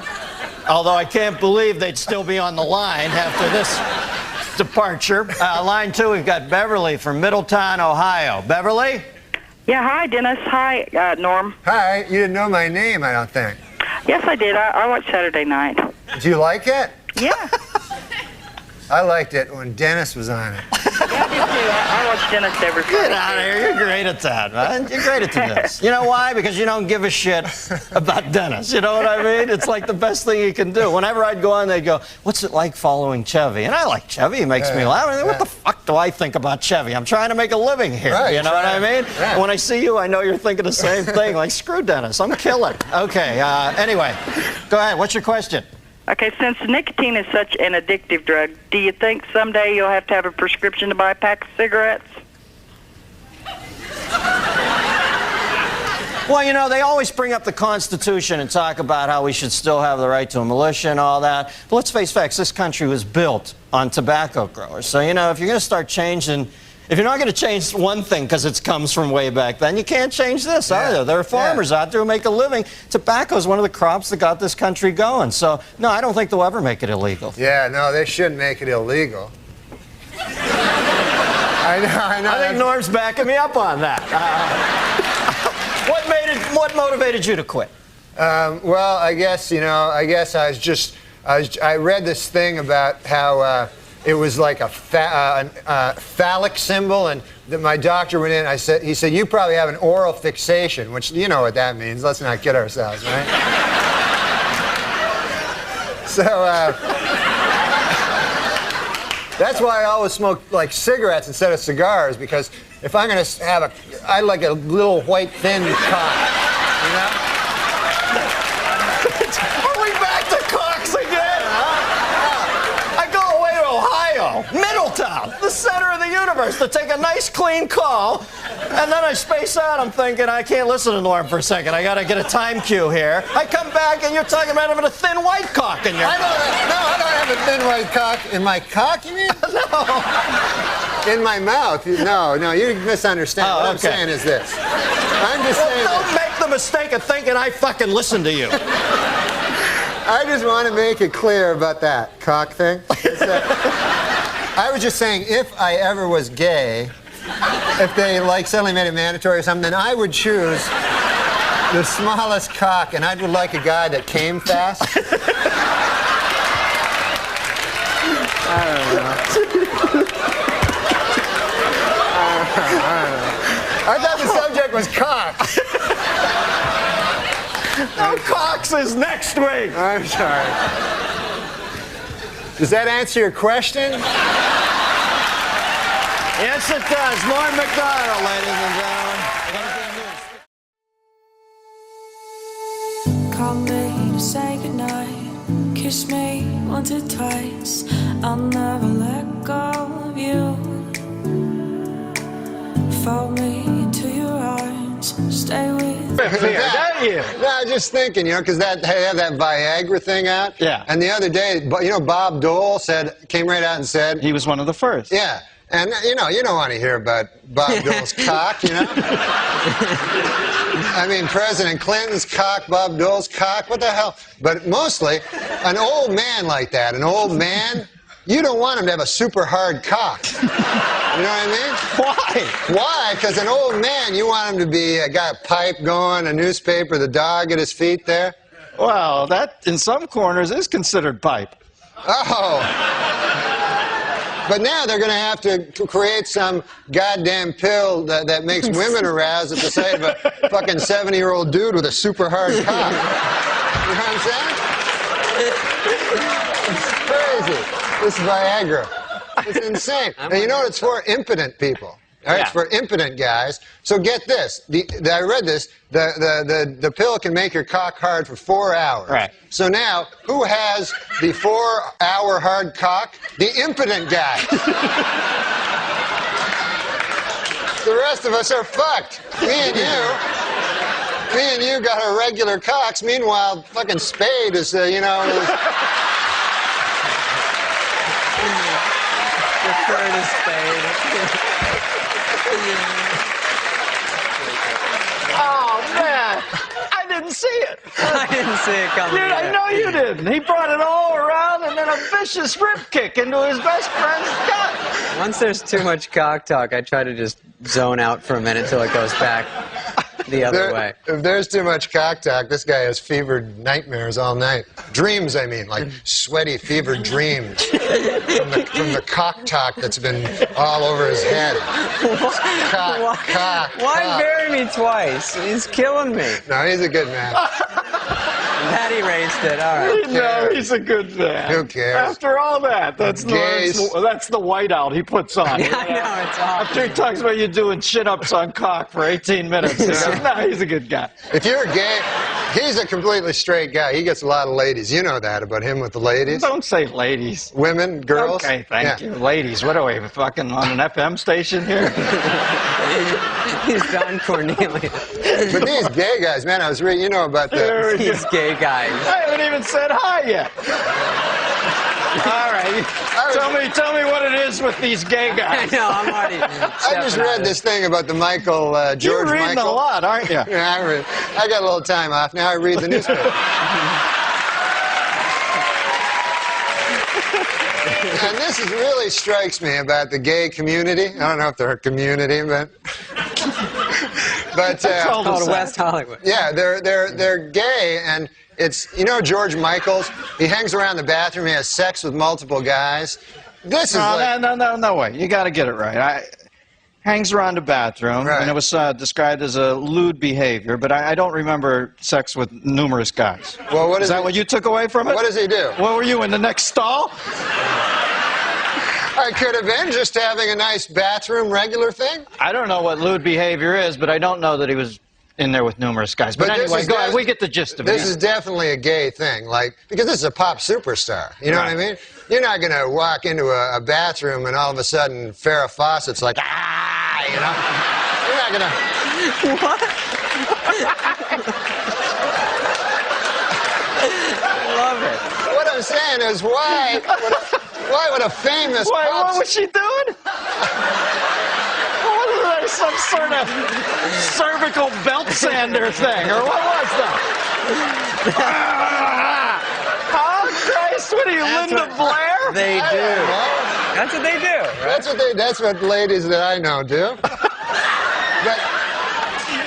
Good to know that primetime exposure's paying dividends there. But I think that's what it is. It's that the gay, that's why they have separate bathrooms. Let's face it. If they had women and, women, as you call them, I call them ladies. If you had them in the same bathroom, like you go in the bathroom to do your business, see a man about a dog there, and you're in the bathroom. You're in the bathroom. All of a sudden, a beautiful lady comes out. Oh, here's my vagina and breasts. You're going to be hanging out at that bathroom a lot. So I don't blame anybody for anything. Can you believe Olmeyer didn't get him? We're all the same, man. Have you ever met Olmeyer since then? Don Olmeyer I met once, after he fired me. Yeah. Then I went and visited him in his office, which it wasn't an office I've never seen. It was like a wet bar and a bunch of weird sports trophies. He's a big sports guy, Yeah. So he explained it to me what happened, but he did it all with sports stuff, like he said, man, you see, you're the number 3 hitter, but now you're going to be number 8. And then later on, Ken Griffey will show up. I didn't know what the hell he was talking about. And then I said, well, Christ, man, what the hell am I supposed to do? And he goes, I don't know, just walk it off, And I'll put it in sports terms why you got fired. You were fucking with OJ too much. That's exactly why you were fired, man. Well, I don't know. That's his buddy. Yeah, it's his buddy. Yeah, well, that's why you got canned. OJ's a good guy. I mean, he's not... We got to end on that, Normie, but there's what they'll remember you by. OJ's a good guy. Man, Thanks for coming on. Norm MacDonald and David Spade, stick around. Oh, hi. I just wanted to say that my father loved dogs, and he loved the 2nd annual HCA Award. and that ever since he was a kid in the Ottawa Valley, he always wanted to win a 2nd annual HCA Awards, and also to have a dog. Thank you. I would like to say to Eugene Levy that there's no reason to be ashamed of your son. My son only this morning punched me in the chest really hard. Are those your jokes that you wrote today? Yep. Okay. Been cracking them out. Okay. I am going to prove something right now. Read the jokes to me. I'm on a seafood diet. I see food, and if it's a fish, I eat it. Meta. Yeah. So. I hate meta. Wait, well, we'll get a shot of the fire in a minute. Your 2 sons are here tonight. This is a very... This is great. I wasn't sure if they wanted to be on the show or not. Those are your 2 sons are here tonight. This is a real fun. I'm glad you guys finally made it up here too. This is great. Yeah, you guys got to come up here more often. You should. Absolutely. Party. Yeah, this is good. Now, Norm, yeah, are you going to bring your twins up more often? Oh, here now? Yeah, they can come out if they want. Yeah. You mean do a sketch or something? Well, no, I was just saying in the future. Sure. But if they want to come do on it right now. now. Yeah, sure. Do they want to come See on? if we get up and give them the links.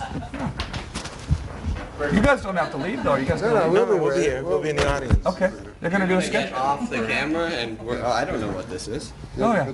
Okay, here we go. Ladies and gentlemen, we are live on the internet right now. We're I should hold the box.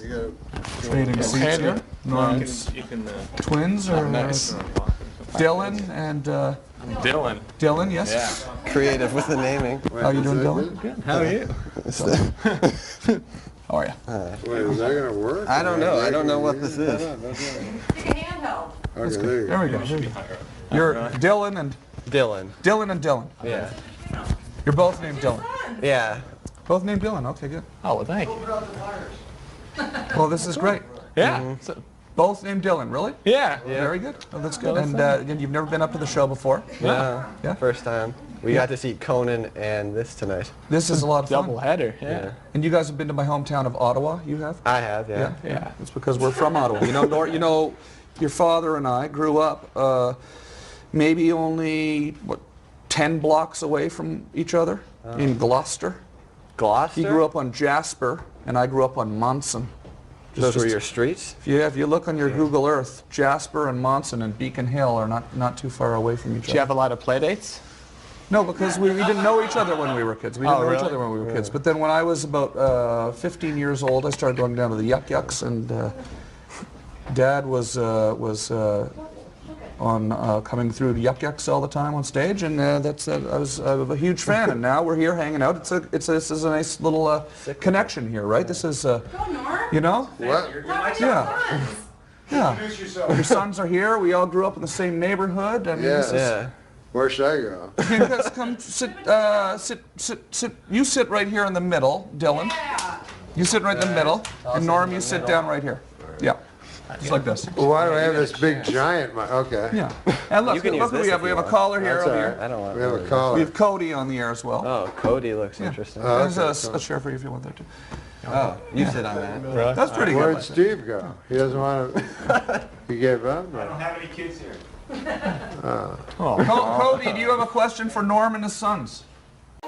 These broken pieces I hold in my hands don't have a chance to mend at all. Before they get thrown into chaos again, I try to pretend I'm whole enough to stand in this world so What are the best things in your life right now? The best thing is my son. And my son being happy. Ah. Yeah. How old is your son? He's, 10, 15? You liar! He's 6. He's a 6-year-old. You had sex in the last 10 years. No, my son's 16 years old. He's 6. No, he's 16 years old. He's 16. Yeah. So is he a confidant? Do you call him and, do you ever share personal, trials and tribulations and triumphs? I would never do that to a child. He's 16. Well, I mean, as you have said, he can't be a child forever. When are you going to put the hard realities of life on him? Well, that's an interesting question. That is an interesting question because I actually have love for my son. Yes. Like deep, of course. Deep love. He's your son. And so I don't want to damage him with the way you were damaged. With the harsh realities. I was damaged. No, I had a great. No, but I don't want to damage him with any viewpoints I may have because he's not ready yet for reality. I think children aren't ready for reality for a while. But I do tell them that education is pointless and things like that. What does his mother say? She thinks that he should go to college and stuff. Yeah. Yeah. He should. And you're not everyone can grow up and be a comedian. Yeah, I'm saying it's just arbitrary nonsense. I tell him even the classes he takes now, it's just ridiculous. That algebra has no meaning and none unless of this he becomes an engineer. Well, unless he becomes. Do you have no hope for this child? Unless he becomes a math professor. But I mean, you think it's a coincidence that they have 6 subjects out of 10 billion that they teach in school? And then you pick one of the 10 billion to focus on. No, you have to. They don't teach you math, 10 billion. You need basic language. It's lovely when the school has art or music, which none of them do anymore. A little PE to keep us from getting fat. I mean, come on. Yeah. No, they have little science, some of the basic science stuff. Sure they do. Of course they do. No, I tell him if he wants to go to college, he should have a goal, to be. He can't. He's 16. No kid at 16 has a goal. Their goal is to be a rock star. Oh, or have sex. Well, right. I mean, that's actually the goal. Does he want to have sex? Or did you tell him, oh, don't bother with that? There's nothing for you in that. It's just repetitive, just over and over, same thing. Discuss something like that with him. I hold him in too high esteem to discuss it. We're super short on time. I've already missed my traffic thing. I'm fascinated. I don't know whether to slap you or hug you. Like, seriously, I feel like someone needs to shake you and knock some sense into you. We are going to take a short break. Or maybe you. What? Maybe you. Knock sense into me? No, I'm doing fine. I'm good over here. Oh, me too. No, you're not. I'm telling you. I know from broken people, Norm MacDonald. After closing out a successful first season, the WNBA is considering several changes to improve the level of play in the league next year. Among the proposals, extending the playoffs, increasing salaries, bringing back the three-point line, and replacing all the female players with guys. The WNBA officials expanded to 10 teams this week, adding franchises in Detroit and Washington, D.C. But before you get too excited about the new additions to the league, remember, all of the players are still women. They stink at basketball, that's the problem. Other than that, it'd be a good, good game, but they're all horrible, so it makes for a kind of a boring game. The next time I watch a WNBA game will be the first time I watch a WNBA game.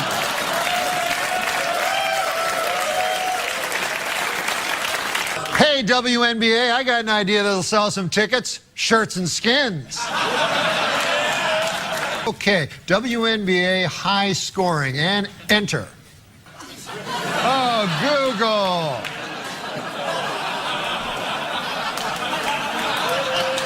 Did you mean NBA high scoring? That's terrible.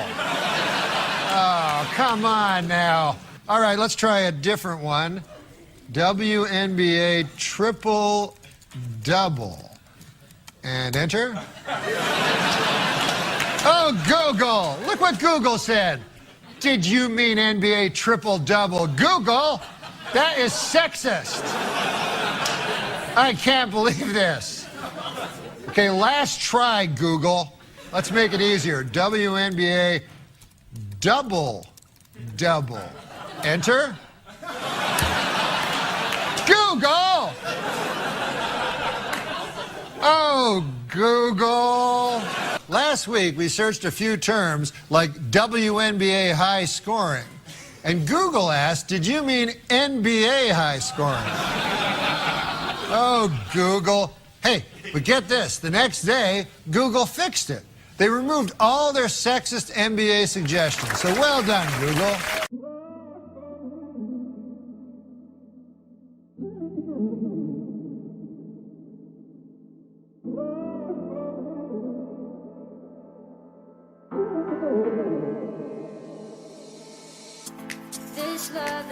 Hey, I notice every Wednesday evening she goes with her other lady friends and they go down to the YWCA and they play basketball with each other, which is fine nowadays, you know? So then she would eventually come out of the YWCA, all sweaty with her, her ridiculous three-colored ball and everything there, and Well, let's talk about you now. Let me ask you something. Yes, Another guy from Canada has come and invaded show business here in the United States. With an acerbic wit.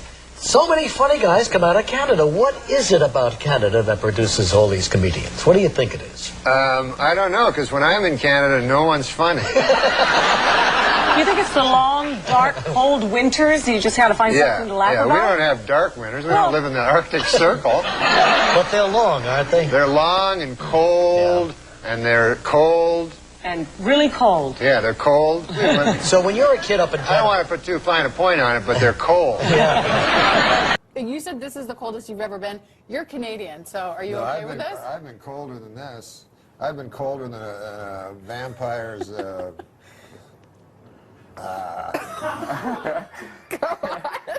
on. That's like We're an waiting. 8 a.m. joke. We can do it at 7:19. The stage is yours. Are you drunk? Because all you did was ride a cooler and you're sweating.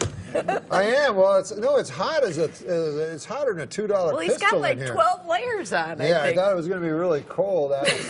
Well, you're from Canada. This should be like this should be springtime for you. No, I know I'm from Canada, but you know I'm still a human being. Like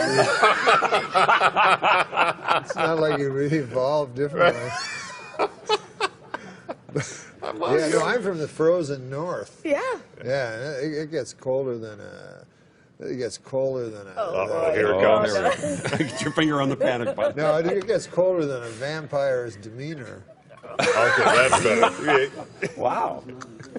Surprisingly cerebral. Well, let me ask you something. Now, I knew you when you started here in L.A., but you're from Canada. Yeah. You started in Canada. I did some gigs in Canada, and it's a little different, isn't it? It's kind of rough there because they got like a lot of people that like hate me.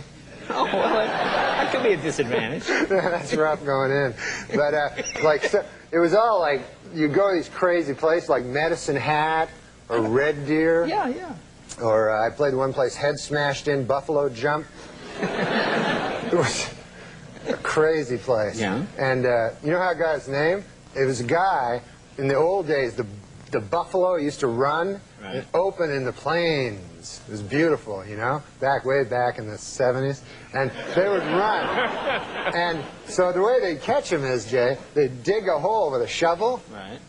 Dig a hole. Yeah, I gotcha. Yeah. And then they dig the hole with the shovel, and then the buffalo, they're dumb animals. They just run, you know, and run and run and run, and then fall into the hole, right? So one time this Indian dude, a brave, you know, he was digging the hole, and he didn't hear all the buffaloes were already running.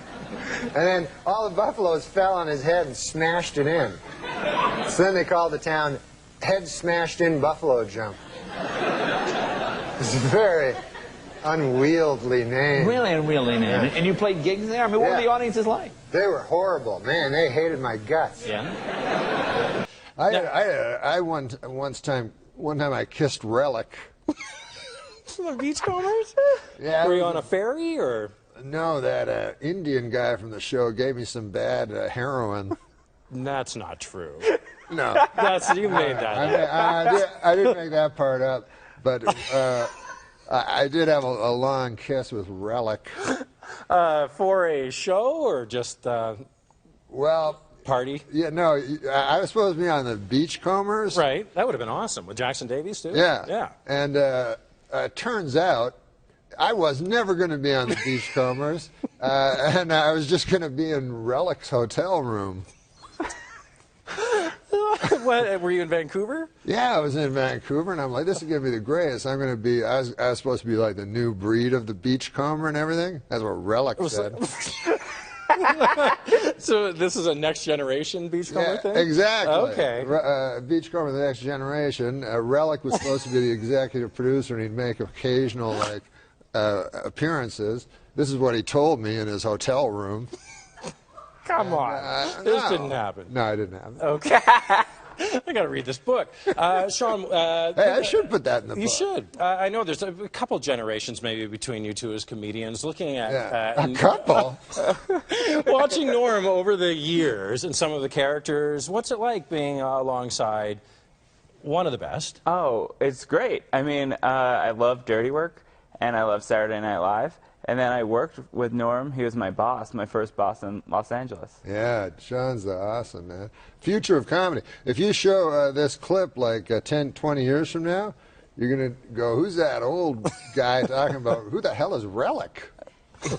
Oh, I love that I'll story. be like Relic, and he'll be like me, like 20 years. When you look at this in the vault. In Canada, it's different. Like here in the States, you vote for the president, maybe you vote for the wrong guy, a war happens. Right. In Canada, it's not like that. You go, like, what's the big thing? Should they make that bridge? Right, that's the biggest. Yeah, so it doesn't really matter. So it's, you know, It's too much we're pressure. very inconsequential, Canada. Yeah. Last time I performed here at the Just for Laughs Gala was 25 years ago, and I did so well, they invited me back. So that was nice.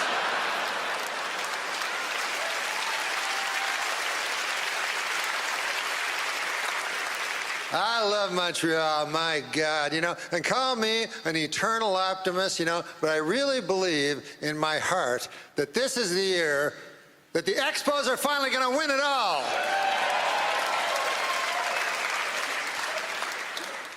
Montreal, famous for a lot of things, you know, one of them being the greatest strip clubs in all of the world. Yeah. Last night, are you aware of Club Super Sex? Yeah, so last night I went to Club Super Sex. I chose the soup. Big mistake.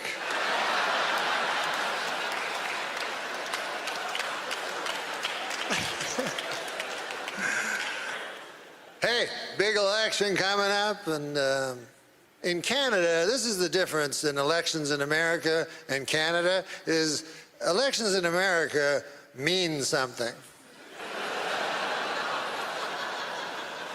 You vote for the wrong motherfucker, the world blows up.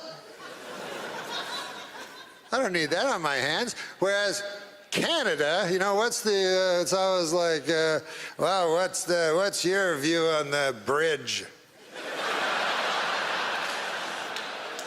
I say keep as it is. I don't think they need to clean that up. That's fine.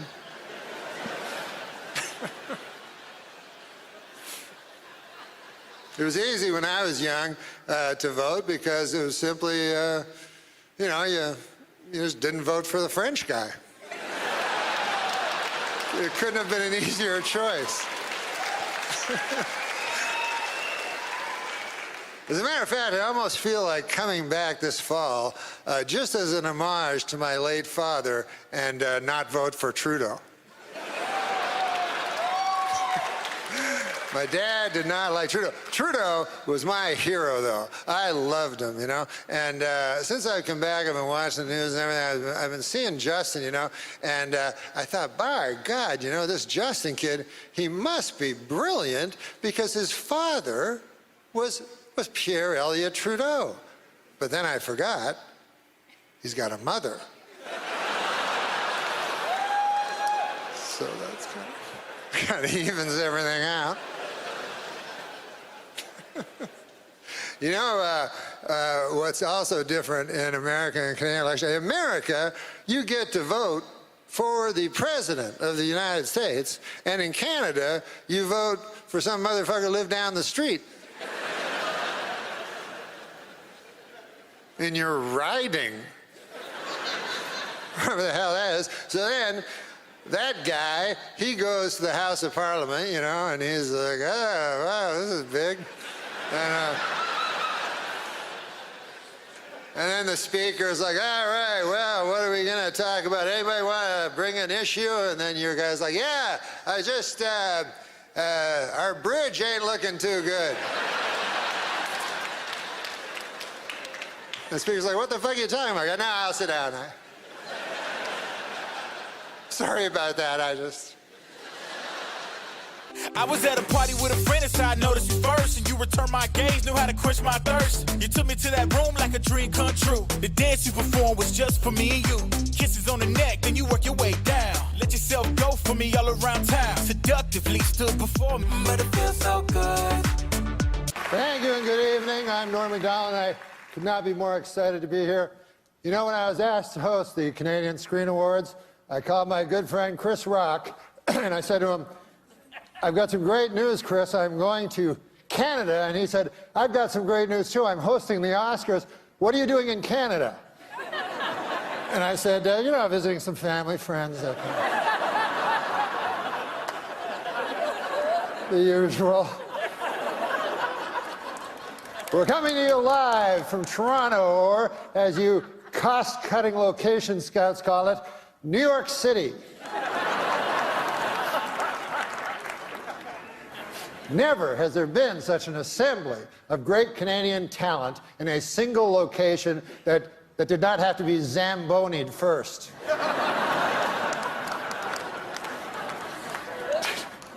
Tonight, the CSAs are being seen in over 50 countries. Isn't that exciting? Oh, wait, I'm sorry. No, wait. I misread that. 50 counties.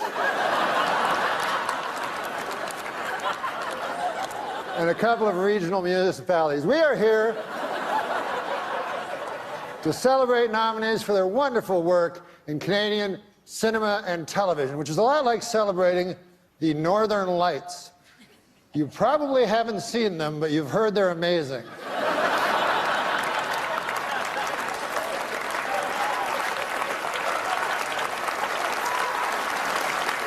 We have a lot to celebrate in our industry. Amongst the TV shows nominated tonight are Amazing Race Canada, Big Brother Canada, Master Chef Canada. Where do they come up with these ideas? But it's been a wonderful year for Canada. It's been an especially great year for one little guy, one adorable little Canadian youngster who's already accomplished so much. Of course, you know who I'm talking about, Justin Trudeau. Hasn't he had a wonderful year? It's been a busy weekend getting here. We lost an hour. As you know, daylight savings time went into effect last night. I give it 6 months.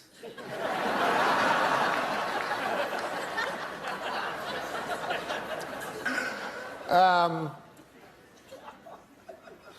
we're going to start the show, but I was... It hasn't started yet. You didn't know. I saw a wild look of alarm cross your eyes. But I was backstage yesterday, and we were doing rehearsals, and I asked, what is the statuette called? And they said, it's called the Canadian Screen Award. And I said, well, that seems kind of dull. Like, what? That's the name of the award? And they said, well, we've been bandying around different names, but none of, they said in Canada it takes a long time to get stuff done and stuff. But one of them that they said, one of them they mentioned was the Candy. And I think John Candy, I mean, who doesn't love John Candy?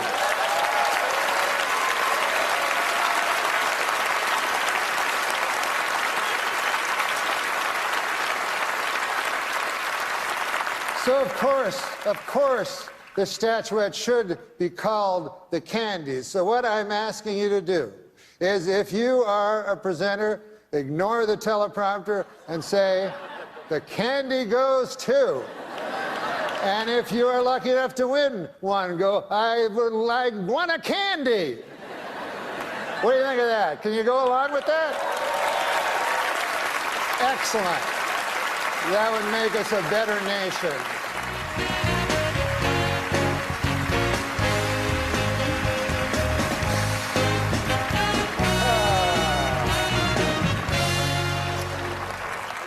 I am not here to upbraid. However, I think I made it quite clear that these awards should be referred to as the Candies.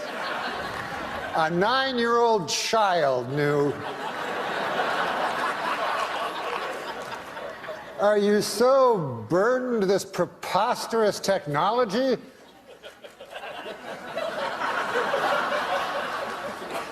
So I would like not to see that again.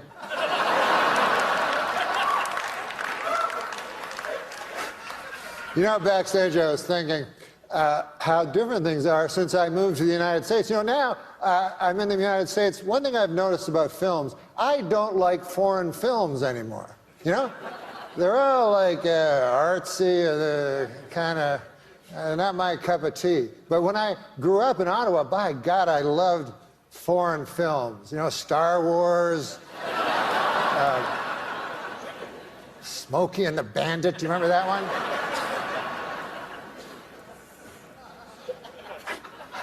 Here to present our next award, the Candy.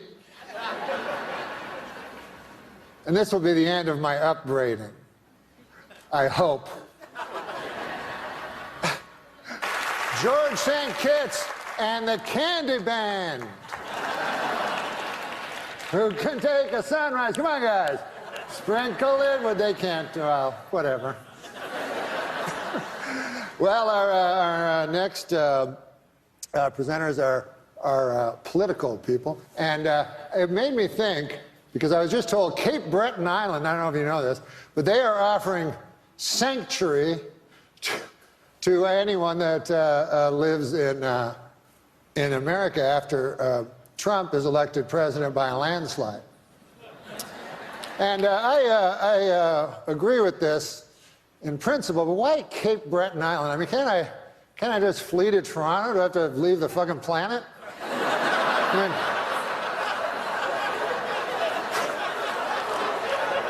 I just go to Baffin Island while I'm at it.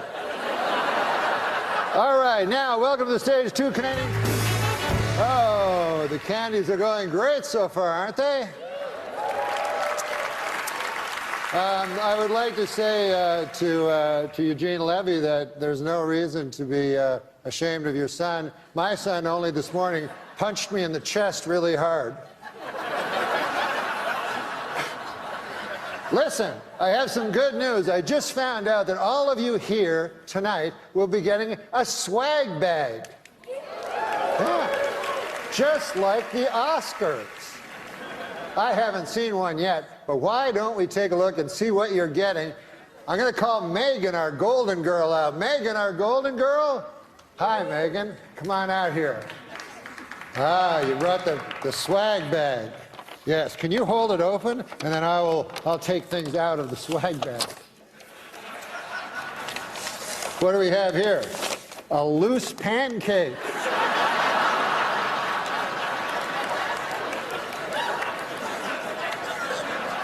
What else we got here, Megan? We got, oh, this looks cool. It's a CD, you know what they are, of Nelly Furtado singing all the national anthems.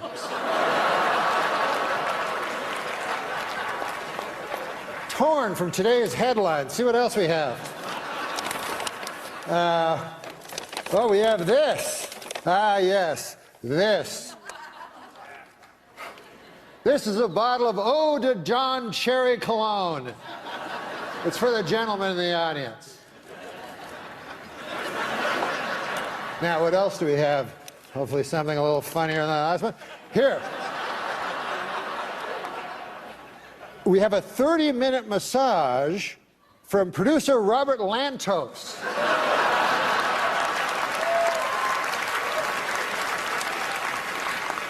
Don't try to go for 50. You only can hit 30. And then what else do we have here? Oh, a curling stone. You know what these are made of? I always took them for granite.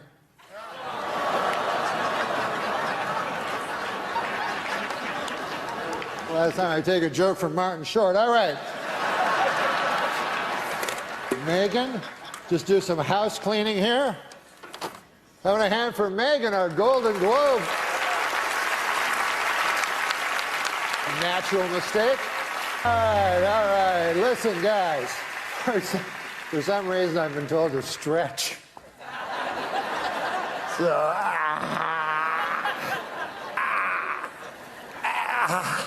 oh, I've never tried that before. The show's over, folks. Good night. But for the first candies, respect, peace.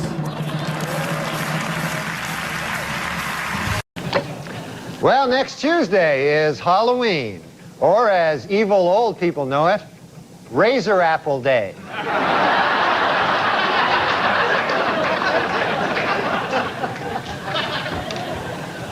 According to retailers, the most popular Halloween mask this year is O.J. Simpson. And the most popular Halloween greeting is, "I'll kill you and that guy who's bringing over your glasses," or treat.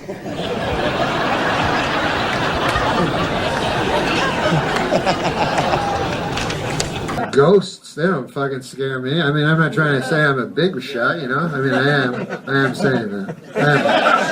I am trying to say that. I'm trying to say I'm a big shot. Now, I'm not trying to say I'm no fucking tough guy, but I am. I'm a fucking tough guy. I'll fucking fight. No. But I'm saying I'm not afraid of ghosts. And I'll tell you why. First of all, they're invisible and shit, and when you, let's say they go to punch you, right? Their fucking hand goes right through your body. So I'm not scared of that fucker. Like, the guy that scares me is the guy that when he punches you and then his hand doesn't fucking disadvantage, it hits you. that fucker, I don't like him. The ghost, I like. And then, like, you know, one time I went to a hotel, and they had a fucking ghost. Was there? Is it a ghost? Was there? And you think you wouldn't put that on the front of the hotel. Some people might not show up, not wanting to be haunted by a ghost. But anyways, people would show up at this hotel, and I had to fucking stay there. And anyways, it said there was this woman that was a fucking ghost, and her name was the woman in the blue dress. You know, and she haunted the halls, evidently. Anyways, I thought it was a reckless nickname, first of all. I would have called her the Ghost. I think that was her defining quality. I've seen blue dresses before, nothing terrifying about them. But anyway, so the ghost shows up, and what is the ghost really? All they can do is fucking startle you. You're like, ah, what the fuck? Oh, here it goes, you know. What are you gonna do? Hang around all the time? They're like, ah. You're like, yeah, okay. Because at first you'd be startled, but by 6 months you're like, ah, yeah, you scared me that again. I was scared again. They're like, ah. You're like, yeah. Why are you still here? I forgot. And they're whiny, those fucking ghosts, aren't they? Jesus, goddamn. They're always like, I've got to stay here. And you're like, why? And they're like, because unfinished business. I must come to peace with it. And then you're like, what about me, you fucker? I got the same problems as you, except you can walk through the fucking walls. I'd much rather be you, a ghost. Anyway. And of course, the most frightening is the Count Dracula, you know? That fucker. The vampire. No, the vampire does not. The vampire is the oddest one to me because they go, listen, the fucking vampire is around today. Yeah, I heard he was around. So we gotta get shit, and garlic and all this shit and everything, and silver bullets, and then we get a 2x6 and hew it, you know, so we get the proper. And then we get a fucking wooden mallet. We got, as the beast descends upon us, we must strike him, you know, in the center of his chest and explode his heart and kill this ancient plague, you know? Because if we don't, if we make one small mistake, he'll bite our necks, and then we'll be immortal. What? What was that last part? What? I didn't hear the last part.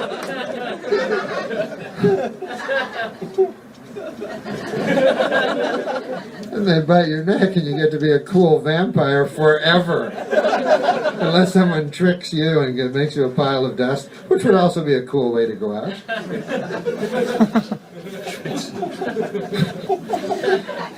But you get to be a vampire, and then you're sexy. So vampires are now sexy, which is cool, you know. Women love vampires. You probably love vampires, right? I don't know what it is, but man, women love vampires like babies love stray dogs. You know, they touch them somewhere deep within their soul. I don't know what the fuck. I don't know what it is. I'm no doctor. Sometimes I claim to be a doctor, but it's all in good fun.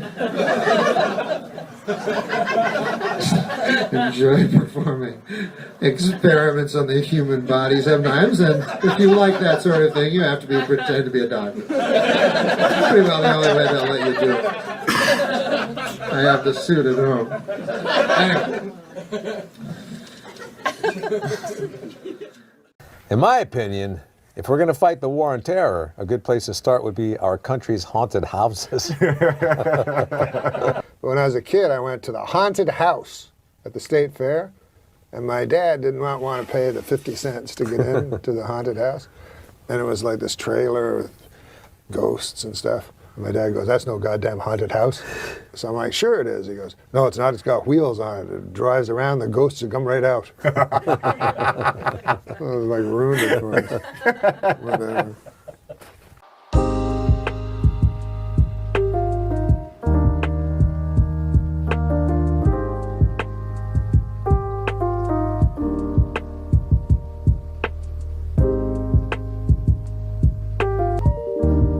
So, unless you've been living under a rock, Star Wars. I do not understand why people stand in line for days and days and days. They can't see the movie in 2 weeks. I mean, they don't have jobs. In any event, so I went to see Star Wars. I have never seen any of the Star Wars, and I felt terrible about it until I learned that I never saw it. Never saw the first one. I never saw any of them. No. You never saw anything? No. You never wanted to see Star Wars? No, I never liked them. I don't like those science fiction because my dad always hated them. And you know how you try to be what your dad, you try to be, you know what I mean? And I remember when I was a kid, I watched that Twilight Zone. Remember that show? Yeah. And oh my God, my dad hated it because it was too fantastical, and he thought I should be doing the chores. And I remember one time, me and my brother were watching Star Wars. My son was. Have you ever seen Star Wars?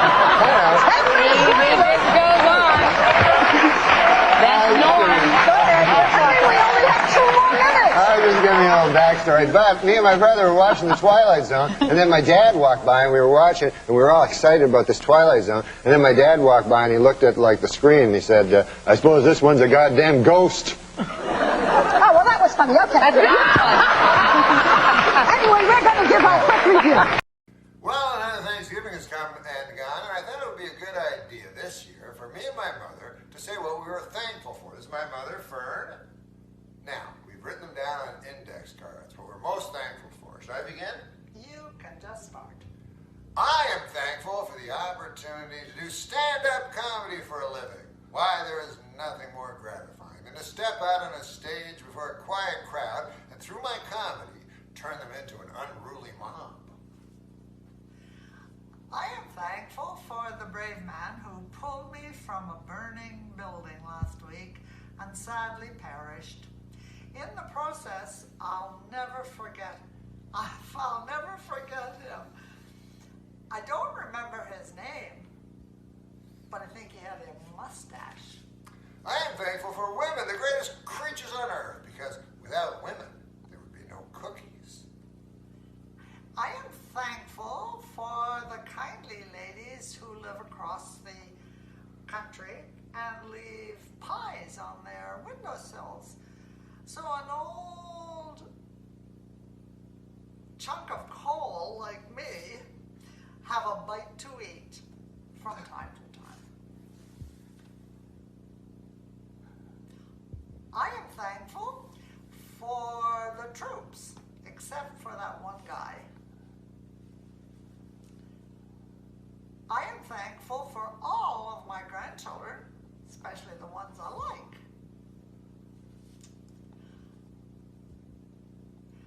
I am thankful for the fine young men and women of the LAPD, along with the Burbank Police Department, who joined forces this year and finally solved the baffling murder of Bob Hope. And finally, I am thankful for friends without which it would be a cold and dark place. Yes, friends especially like ones where Jody gets Chandler a duck.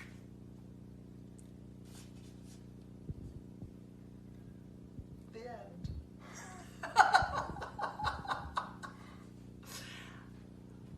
I hope everybody had a really happy Thanksgiving. Why you going high?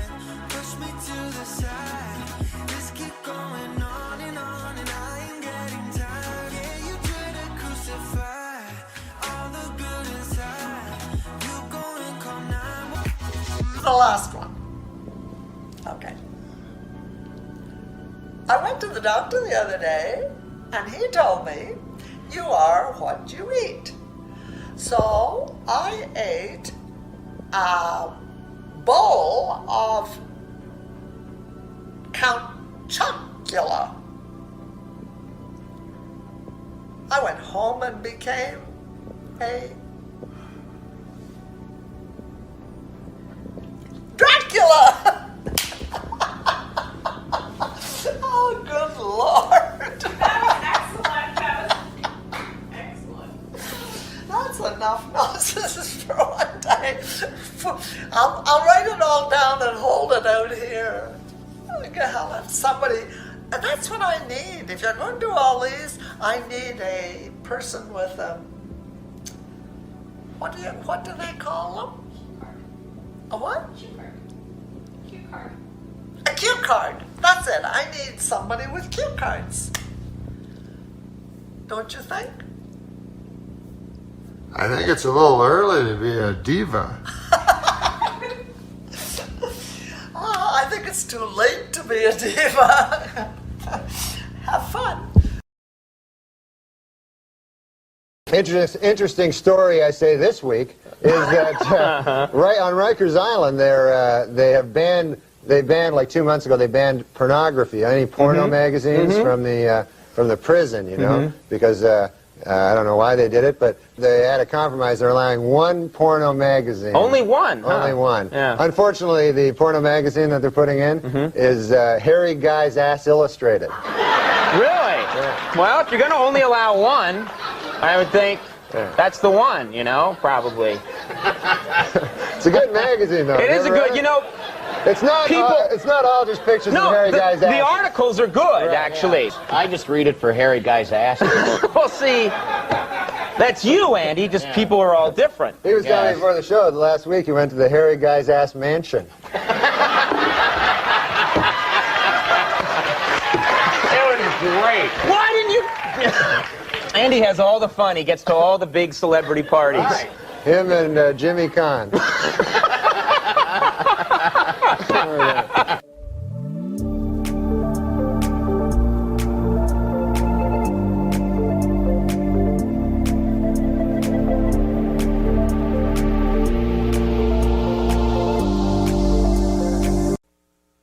When I was a kid, I'd do impressions because Rich Little did impressions. And I would do impressions of him doing impressions. I wouldn't know who the guy was. It'd be like Jimmy Cagney or something. I'd never heard of him, but me and my buddies would, you know, do Jimmy Cagney. An American, you say? Well, I'm a Yankee Doodle Dandy. Yankee Doodle, do or die. You can't get any more American than that. So, but no, sometimes people do yell that stuff out, though. They'll go like Bob Dole, you know, like I'm going to do some guy that's, you know, hasn't been around in 8 years. So, well, no, it's good to know that it was the brilliance of Rich Little that led to Dirty Work in the end. I'm glad that I can draw the line from point A to point B. Well, Rich Little has this really funny thing. If you want to see something funny, I mean funny in a bad way, it's he did A Christmas Carol, Dickens' A Christmas Carol. Yeah. And he plays every character in it. Rich Little's A Christmas Carol, starring Rich Little as W.C. Fields, Paul Lynde, Richard Nixon, Edith Bunker, John Wayne, and many, many more. And I haven't seen it since I was a kid, but it was so funny. So he's like, and it's just anyone he could do, you know? So they're not even guys from the right time frame that lived at the same time. So it'll be like Tiny Tim is Paul Lynde, you know, and Marley is Nixon and stuff, you know. So it's like, he's like, it's like a horrible Nixon impression he does. And they'll never let me forget about those 18 and a half. And the third, when the last stroke has ceased to vibrate. Look to see me no more. And so, you know, it's like, Tiny Tim. Go and get me a goose. And it's like, okay, I will. You know. Forget it. I think you guys have the capacity with your computers to find that kind of stuff. I think it's on Twitter. Yeah, you should try to Twitter that. I think that's something. I think you could do that. I mean, that would be. I think you should remake the Rich Little Christmas Carol. That would be kind of cool, actually. It'll go viral. Like you could do it with, but just all Burt Reynolds and David Letterman as Scrooge.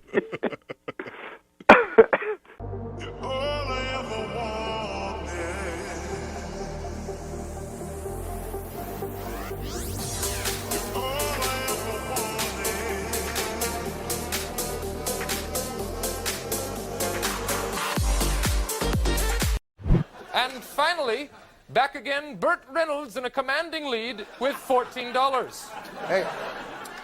Hey, check out the podium. Look at this. Mr. Reynolds has apparently changed his name to Turd Ferguson. Yeah, that's right. Turd Ferguson. It's a funny name. Great.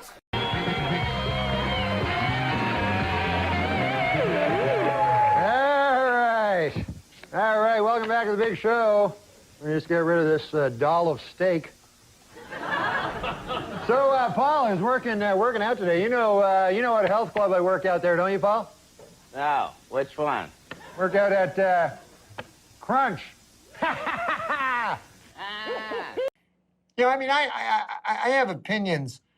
I mean, I have opinions that everybody holds. You know, I don't know. Yellow is the best color, you know, but I don't know if you call that an opinion. You know, it's just a. Oh, hold on, it's my phone. There's a guy will come on TV, go, hey, listen, let me ask you a question. Do you like yellow? And I go, yeah, of course I like yellow. And he goes, yeah, well, so is this guy. And they show a guy, he's waving, pointing at someone that doesn't exist, wearing a yellow shirt, you know? And then I go, Ruth, get out here, goddamn. Here's a guy on the TV that's speaking for me finally, Ruth. You know, I'm always talking about how cool yellow is. Well, this mother finally, a person that's speaking not at me, but for me. I like bananas. I go, God damn, I never looked at it that way. I like bananas too. You go, they're yellow. I go, God damn, you're right, they are yellow. Ha! What say you and me go buy a yellow banana?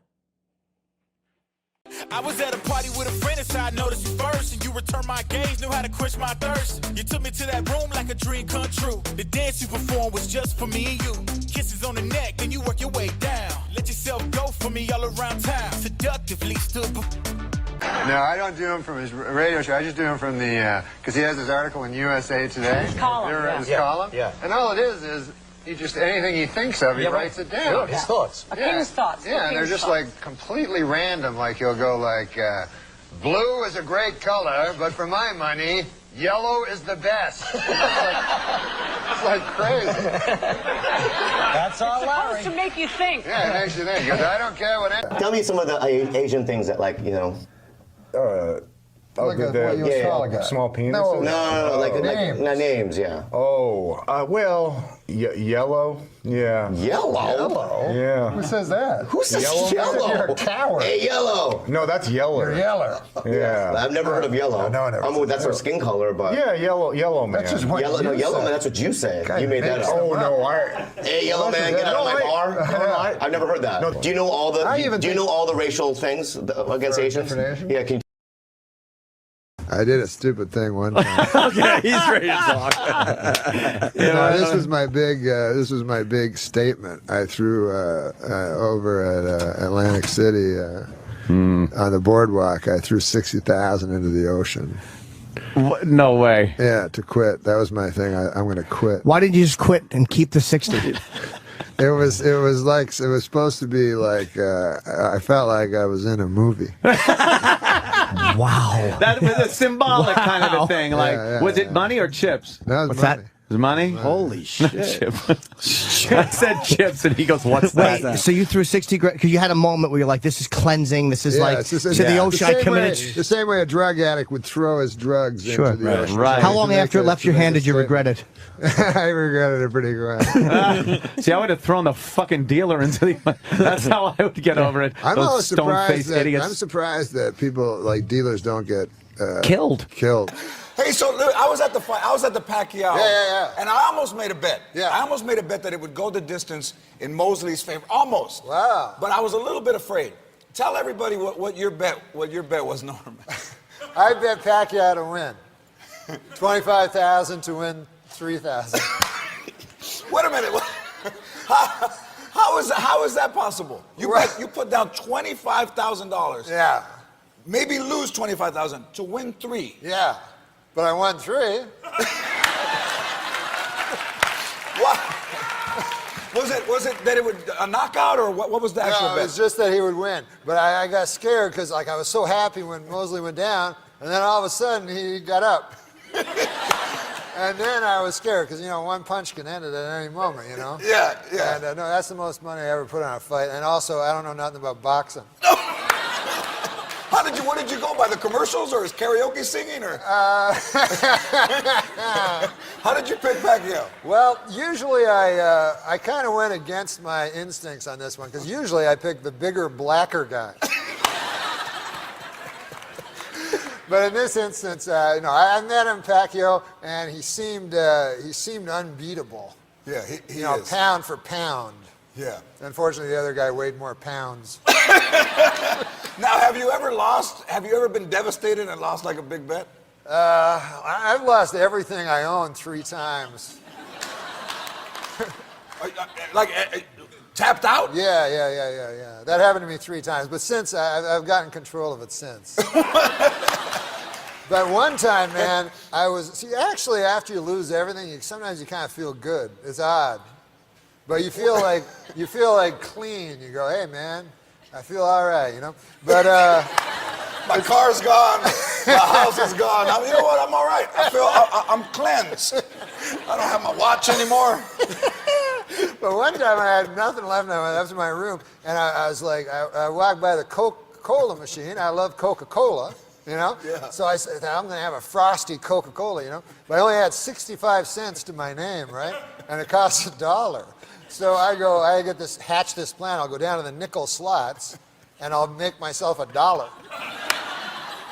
So I go down there with my 65 cents. I'm putting in nickels, and it took an hour and a half, and I get up to 95 cents 8 times. And I never broke $1. And then later I think they would have given me a free drink. Yeah, right. All you got to do is, cocktails. Yeah. That's, by the way, how you know you're not good in gambling. When you have a gambling problem is when the guys start giving you things. You know what I mean? Yeah. Because when you first go, you're like, hey, man, the pit boss just offered me some free meat. That's a nice fella, And then you realize he's only doing it because you're a sap. But man, I would go in, I'd bet so much money. At the end of the thing, the guy would be like, you want some meat? Anything to keep me in the casino. Hey, some beef. Hey, when I have sex with my wife, anything. Someone told me something amazing about you, that the movie Rounders, which is about underground gambling, was based on your life. Oh, no. Is that true? That they followed you around? I didn't say that. I did. I got that information. I know that guy who wrote it likes Norm. Is that in my Wikipedia? Brian Koppelman likes you, the and writer that of he that. followed Norm around, and Norm would go play poker at a lot of these underground couples in the middle of the night. That's true. And it's actually a documentary on Norm's life. No, it's not. It is. But I would go to the same club where it was where they did Rounders, and this was before Rounders. Yeah. Why would you play poker? When I was a kid, I played backgammon. I was good at backgammon. But why would you play poker at an underground club when you could go to, let's say, Vegas or Atlantic City and play poker? Why would you go underground? What is the appeal? Because I was only a little kid. I was just a kid. Oh, you were a kid. And well, no, but one is 2 blocks away in Manhattan. I see. Me and Norm went to the second time I was on your show ever with Norm, we were in one of those clubs all night long. Right. And we came right from the club. Did you get your clock clean? Did you lose a lot of money? I lost all my money immediately, so I had to start. Shooting pool. There was just all gambling going on.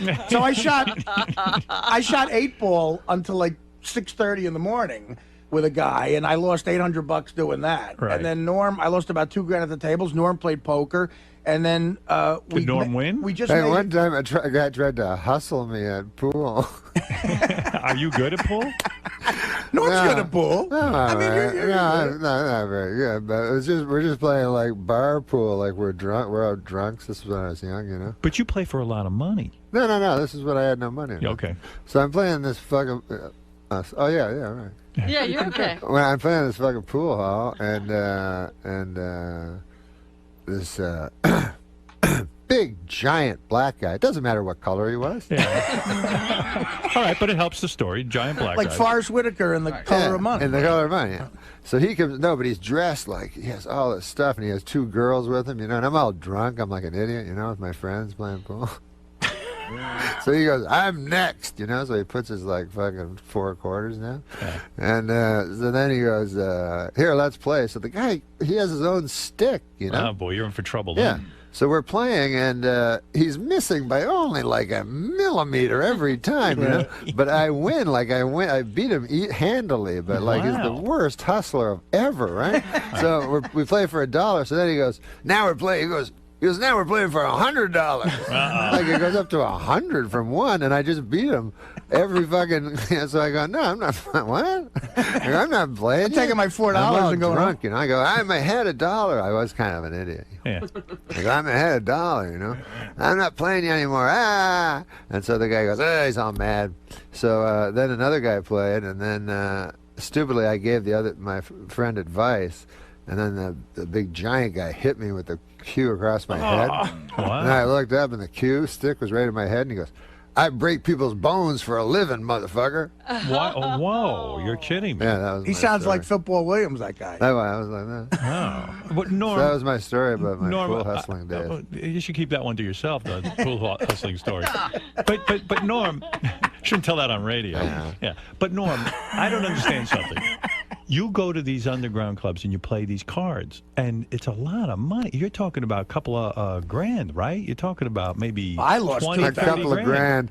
You're talking It's got 20. 160 million. It's like, you're talking about. It's like when Johnny Carson tried to be like, "What's a loaf of bread cost nowadays?" Is this crazy? No, I'm saying I got news for you. It's like $2,000. It's like $2,000. I wouldn't gamble $100. Yeah, but he's not a gambler. I've seen I Howard don't get mad over understand $10. I don't like to gamble. I find it insulting. That, in other words, I find making money, you know, is a very, especially where I grew up, is a very hard thing for a lot of people, and it's a tough thing. And to just piss it away in a gambling situation, My old man felt the same way. offends me. my father would think that too. Right, but you play for big bucks, right? I mean, No, you're 20, I'm 30 doing grand all a clip, I'm right? trying my best. Well, you don't remember what happened with this place when we were there all night. Yeah, tell the truth. And we were there. I don't know what Norm played that night. He was playing all night. I lost $2,000 myself, you know. Right. But so we came here, and Norm accidentally said the name of the place. Oh fuck! Do you remember that, Norm? Yes, because the guy did not care for that. A guy called up and said, "Yeah, listen, Norma." Like later in the afternoon, forgot he about said, "Listen, that. we appreciate you coming here, but we don't have a fucking publicity department. We're not looking for customers." Not looking for that. Can I say the name of the place? It's not The there. Mayfair. No, don't say. It's not there The anymore. Mayfair. It's They- not there they anymore. closed No, it. it's a famous place now. Yeah. The Mayfair. Yeah. Well, But Norm, I think Howard's right in the sense that guy Koppelman, who wrote Rounders, he's a good guy. I know him too. Yeah. He likes you. No, he and was there sort all of the hung time. around. Yeah, he played at where. But why couldn't it be his own story if he I was could. there? I might be involved. I knew a guy that was in the movie, Joey Bagels. yeah, what I hear is that it was based on you. Yeah. Legitimately, He would yeah. watch Norm while he played. Is it true you're betting English Premier League soccer or some sort of weird? I have bet soccer. That's not a lot of fun because No, it doesn't sound it's like 90 minutes. You know, Yeah. 20 minutes into it, you're down 1-0. You're in a lot of trouble. Right. The chance of them tying it up, let alone winning, they only have 70 minutes left. So what other stuff did you wager on? I wagered on. Is that the weirdest? You bet on tennis? Oh yeah, I bet tennis. Golf? Obviously golf. Yeah, I bet everything. What do you do? What's your strategy for golf? I made a lot of money betting against Tiger when he was. They had a weird bet in Vegas for a while when Tiger was so dominant. It was anybody but Tiger. I like that. And the odds were always skewed because they know that people always thought Tiger was going to win. Right. So the odds would be you get him at 1-2 or something like that. Yeah. Because everybody would go into the sports book like tourists and go, hey, I can bet on Tiger plus that pays 2.5 to 1. That's a good deal, you know. That's what how they also get the Red Sox and the Cubs fans that way. Oh, it's like if Daniel goes to Vegas, he's got some family member or something saying, hey, when you're there, can you put 20 in the Red Sox for me? Yeah. Those are the two teams that everybody does that for. So they jack the odds really low. And also the other how thing do they know which team is going to play? Because they know which team's going to show up. Their goal with the futures. Oh, you mean not if they're playing each other, but no, the future, the World Series. Oh, yeah. Yeah, put 20 in. Oh, yeah, of course, the odds would be low. Yeah. And the other team they do that with, the Lakers. Right. Because you get so much people driving in from Los Angeles to Vegas, so they know they can skew the odds. Yeah, that makes basically sense. toward the Lakers.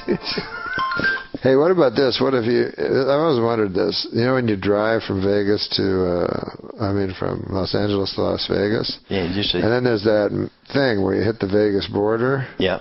And it's a casino, right? I don't know what that town's called, but as soon as you cross. It's that town. It's like for people who have such bad gambling problems, they can't wait to get to Las Vegas. I got to pull off now and bet. I can't. But don't you think it's happened where like a person has flown in from some former country, got to L.A., driven, seen that, figured it was Vegas. Oh, and just spent like the weekend there? Yeah, and then came home. Does it have a rock in the name? It's like something rock or rock yeah, something. Yeah, it is rock something. Red Rock or Little Rock, Arkansas. Oh my God! Explain to me. Daniel's not exactly Watson over here.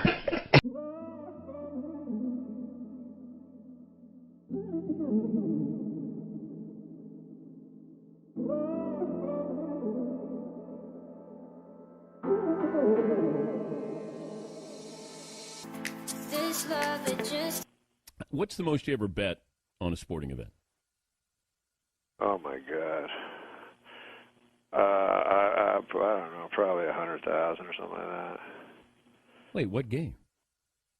It was actually the worst beat of the century. It was pretty bad. The Mets, I had the over, which I think was 7, and no, 6.5. I'm sorry, it was 6.5, and the game was tied 2-2. And I think Ventura was the batter. Wait, the Grand Slam? Yeah, the one-run Grand Slam. You know that one? Yeah. It was tragic. And I remember Costas at the time because it was just bedlam, and he goes, "I don't think those will count," And I'm like, "Oh, Costas must have." He had the under. He must have. He was pretty happy about it. But did you bet with Artie Lang when you would hang out with him? Yeah. Artie and I bet a lot together. We enabled each other. People often say that if you play a round of golf with somebody, you can find everything you need to know about a guy. If I said, could you find out that same amount of information as to how competitive, does he cheat? Fun guy, does he have beers, smoke cigars? Could you have that same kind of feeling about a guy playing poker? Well, not as much because, lying's part of the game and so forth. Golf, I completely agree with you. You can when find I play out. Golf, I count every stroke, and it maddens me, when people don't. What got you I read interested? a thing in Golf Digest once. Actually, it was Jack Nicklaus, Gerald Ford, and Jimmy. What's his name? Clinton were playing a round of golf, and it was really funny because Clinton, allegedly a scratch player, just cheated the whole time. And so, he'd be in the woods and everything, and he was one of these guys who'd get up on the green and then start counting after, give me a birdie, give me a bogey or whatever. And the other guys were just fuming about it, I did not cheat. I did not. What was the biggest bet you ever made? Oh God Almighty. I don't know. I one time, the most I lost in one night, because 3 times I've lost everything that I've ever had. How do you do that? I mean, not morally, but I mean, like, how do you physically do it? Well, yeah. I mean, like, you make one more. Like, what is the process of that? What's the evolution? It's funny because it's the only time I ever went to a psychiatrist, he said, like, I was like, because it was for gambling. I was like, how the fuck do I get out of this? And he's like, oh, you gamble to avoid life, and I'm like, but my thing was, well, isn't that why you do everything in life, is to fucking avoid it? You know what I mean? Like, it's too painful. Yeah. Like, why do you? So I said, but it's painful to think about, but because now it would be nice to have the money, but you just lose it by it's just like any escape, I guess. Because I was never a drug or alcohol guy, but like when I watch a game and I have a bunch of money on it, then I can understand what's going on. Nothing's ambivalent or anything about it, And there's stakes. There's stakes. You know exactly the rules. Yeah. You're completely involved, and you're completely escaped from your life. Yeah. Of the real. Yeah. The real fear. My biggest problem is ruminating about death. If I could get over that somehow. And you do that regularly? I read fucking books about it and shit. So, like, you still haven't walked me through losing everything. Well, how you do it? Physically? Yeah, because you've got a house, you had a lot of money saved up, and then like, so you make one bet, and then you realize you're about to lose everything. Do you make phone calls to people saying, like, I just need a little more? I mean, well, you kind of at the end of it, it's happening. I guess it's like I've never had substance abuse problems, but I guess it's like people that know they're going to hit bottom, and kind of want it. Yeah. Because it does it's exhausting. Yeah. To be obsessed with something. Right. So you are, I guess, trying to do it, trying to finish it off. Right. Finally. Because if you have $450,000 in the bank, whatever the fuck it was, and then you lose $400,000, you go, fuck it. I don't want to fucking have 50,000. Right. To remind me that I don't want money to remind me that I had more money. So that's how you do it. So that's how you do it. Oh, I know what you're excited about. Yeah. 1 week. One week until what? Till my 1 year of sobriety. Yeah, he is an alcoholic. Yeah. There's no shame in it. No. But but the good thing about it is you've been sober for almost a year. Yeah. And in 1 week you get a chip. Yep. It's an amazing fact that you've kept sober, because I understand people go back to the booze when they have trouble with that. It's tough. Thank you for noticing. It is tough. We work hard, but it's exhausting work. But we try and have fun. We keep it light. Like last night, Brent and I pulled that prank on you. Oh yeah, it wasn't funny. Yeah, well, it was a little funny. Not funny at all. I beg to differ. We have video. Beg to differ is a thing that mostly gay men say. I think it was a hilarious prank. It was a stupid prank. It was funny. The classic. He's going to put the shaving cream on his hand now. And now I'm going to go in with the feather.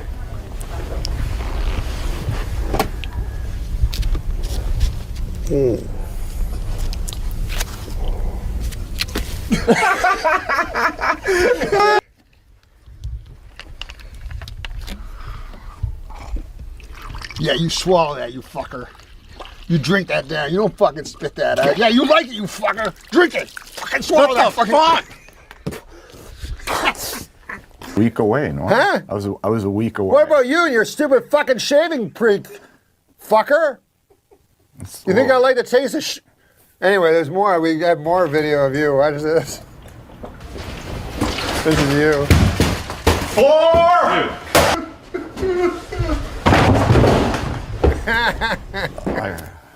I gotta call my sponsor. We got a sponsor? No. My sponsor, Argus Hamilton. Oh, that's guy. Your sponsor. Yeah, my sponsor. Fuck that. Is there any more of that vodka left? No, you don't want vodka. Come on, man. One day at a time. Oh, fuck that shit. One it's too late day. for that. I don't know. Do you think it's cocaine? Yep. Well, you're partly right. It's cocaine, and it's also a lot of baby laxative. So you might watch it. It burns like hell. Just a couple. Just give me a couple. Hey, Han. I got a great Norm one for you that I heard. They told me I was just at Governor's. Yeah, Norm goes, this is Norm MacDonald. This is an actual joke of Norm MacDonald. It's not mine. I'm not doing Norm MacDonald's joke. I'm sharing how funny Norm MacDonald is with the listeners. He goes, abbreviations fascinate me, you know. One I really like is ID. Like, hey, Gary, Louis Goldman, you got any ID? That's a great abbreviation, you know, because I, you know, the letter I, that stands for I. You know, then the D, That's true. That stands for dentification. What the H? I think the D is doing all the heavy lifting there, you know. That's an abbreviation for one of them, you know. But put that joke in somebody else's hands, and it's corny and tacky. Norm MacDonald was just on David Letterman. I heard he cried. He was so upset. He cried, and it was like really like beautiful. Yeah. But he had a great joke about like, I don't know if you guys are here. He goes, I got no problem with, you know, North Korea. I never lay in bed. They try to scare you on the news, you know. He goes, but I never woke up like, North Korea.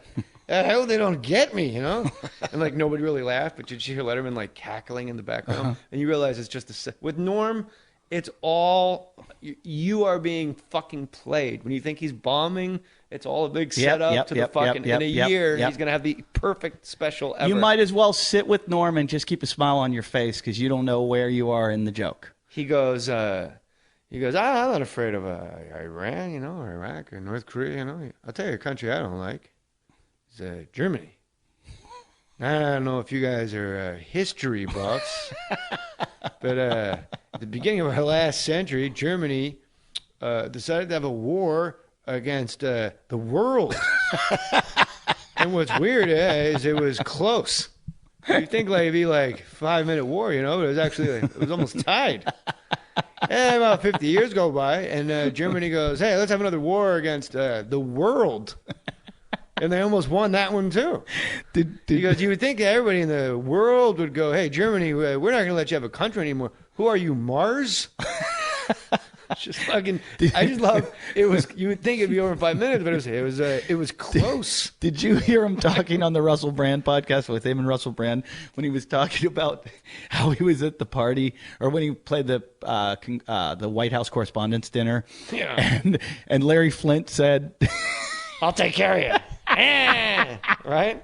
I'll take care of you. He goes, when a guy says, I'll take care of you, you know, you think you're going to get like, if he owns a grocery store, you think you're going to get some vegetables. But Larry Flint, you know, you think you're going to get some crazy kooky girl and you're going to get to have sex with her. And then Larry Flint's going to come in his wheelchair just whacking off. But he does like an impression. The guy jacking off. Larry Flint fucking. That was an amazing experience watching Russell Brand and Norm MacDonald because, in my opinion, I think you and I are kind of together on this, two of the most beautiful human beings, comedically, aesthetically, just to look at. Like, you just look at Norm, you kind of can't stop looking at him. Like, people go like, hey, Norm, but like, nah, if you look at Norm MacDonald, if I just showed you a photo of Norm MacDonald, you know who he was, and I'm like, oh, you don't remember this guy from the Cary Grant movies? You wouldn't go like, no, what? Like, he's gorgeous. And like Russell Brand, people like write him off. Norm on his video cast, he's got this running thing where he'll like explain like a serial killer. And he just draws everybody in. And it's not until you see like 2 years. It's like a joke for him and Adam Egget. Mm-hmm. And it's like, hey, this guy, I've been in Ontario. I'm an old chunk of coal, Anthony, but there was a man murdered his entire family. When the police got to him, his wife's innards were soup, like a stew. He was eating his bride, you know. And he winds up killing a few policemen and takes a few children. And there's a crawl space. I know what this crawl space is. That's where I mean, this guy sounds like a real jerk. That's the whole punchline. Yeah. But it goes on for like 8 minutes just so he can go, I mean, this guy sounds like a real jerk. But we all had to pitch to Lorne, and then I realized early that I would pitch all like my real ideas and like I wanted to impress everybody. And I would give like, and then this happens, and then this is the joke, and then this is, and the big twist is this. At the end. So then when it got to the table for table read in front of like 40 people, no one laughed because I did the sketch in the room. And then I realized like a couple months in, there was the art of the fake pitch. And like Kevin Nealon and Norm MacDonald, it was like a contest every week to see who could come up with the fucking weirdest fake pitch that the host believed was actually happening. And the rest of the room knew, we all knew it wasn't. Lauren knew it wasn't. That's awesome. But I remember like Kevin Nealon every week would do 2 fake pitches and go, also I have this idea where you live at the top of one of those runaway truck ramps, you know, in your house all the way up there. And it's like dinner time. A truck comes flying through your house, man. And the host would go, yeah, this is funny. I mean, but every week. And we would all just be laughing so hard. And the host is looking around like, yeah, that is funny, right? But we're laughing because the host is a fucking moron. And then Norm, I remember, it was Bob Newhart goes, I got this idea. People always confuse literally and figuratively.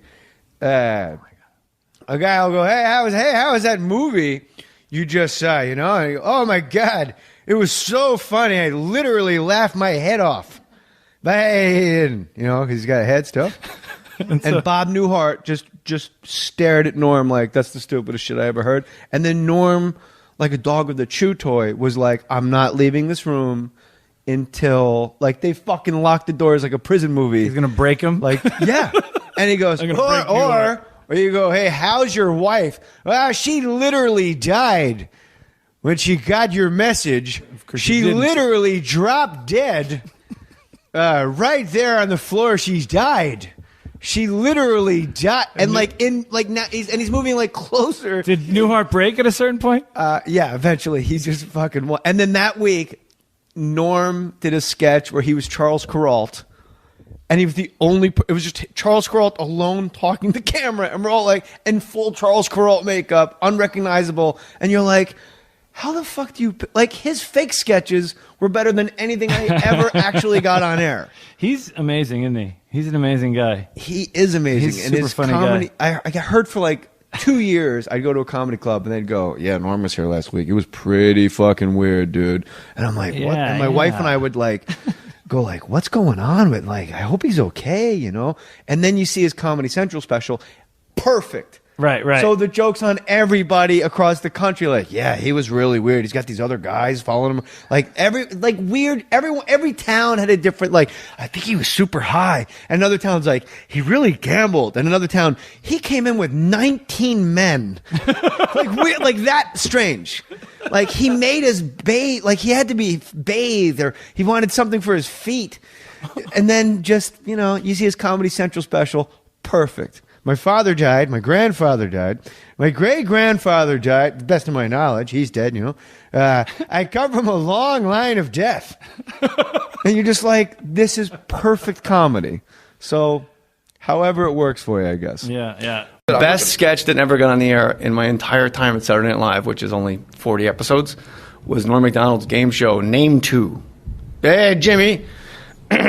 Steve Allen is in the Guinness Book of World Records for writing over 4,000 songs for that new car. Name 2. Name 2 of who? Steve Allen is in the Guinness Book. Now, Kate Bush is in the Rock and Roll Hall of Fame ballot, you know, for being a Rock and Roll Hall of Fame worthy lady. She's written over 600 songs. Name 2. Ding, ding, ding, ding, ding. Name 2. What a great fucking sketch. That's a great sketch. Why didn't it get on? I'll read your book.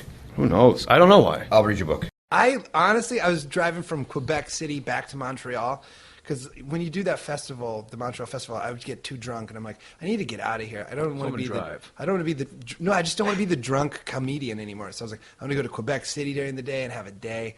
And I was driving back to Montreal to do shows that night, and I was listening to Norm's album just called Me Doing Stand-Up, and I fucking had to pull over so I didn't crash my car. No room for improvement. No, I almost crashed my car. I was laughing so hard. It's 16 ounces of water in like a 10-ounce glass, Yeah. and it never just like. I was like, my grandfather died, my great-grandfather died. Yeah. You know, my father. He goes on. I come from a long line of death. Yeah, no, it was And, like, it was the that cancer, part. it's a He's draw. like, everybody's afraid of a terrorist. Yeah, it's your heart is what's going to attack and kill you. Like, your heart.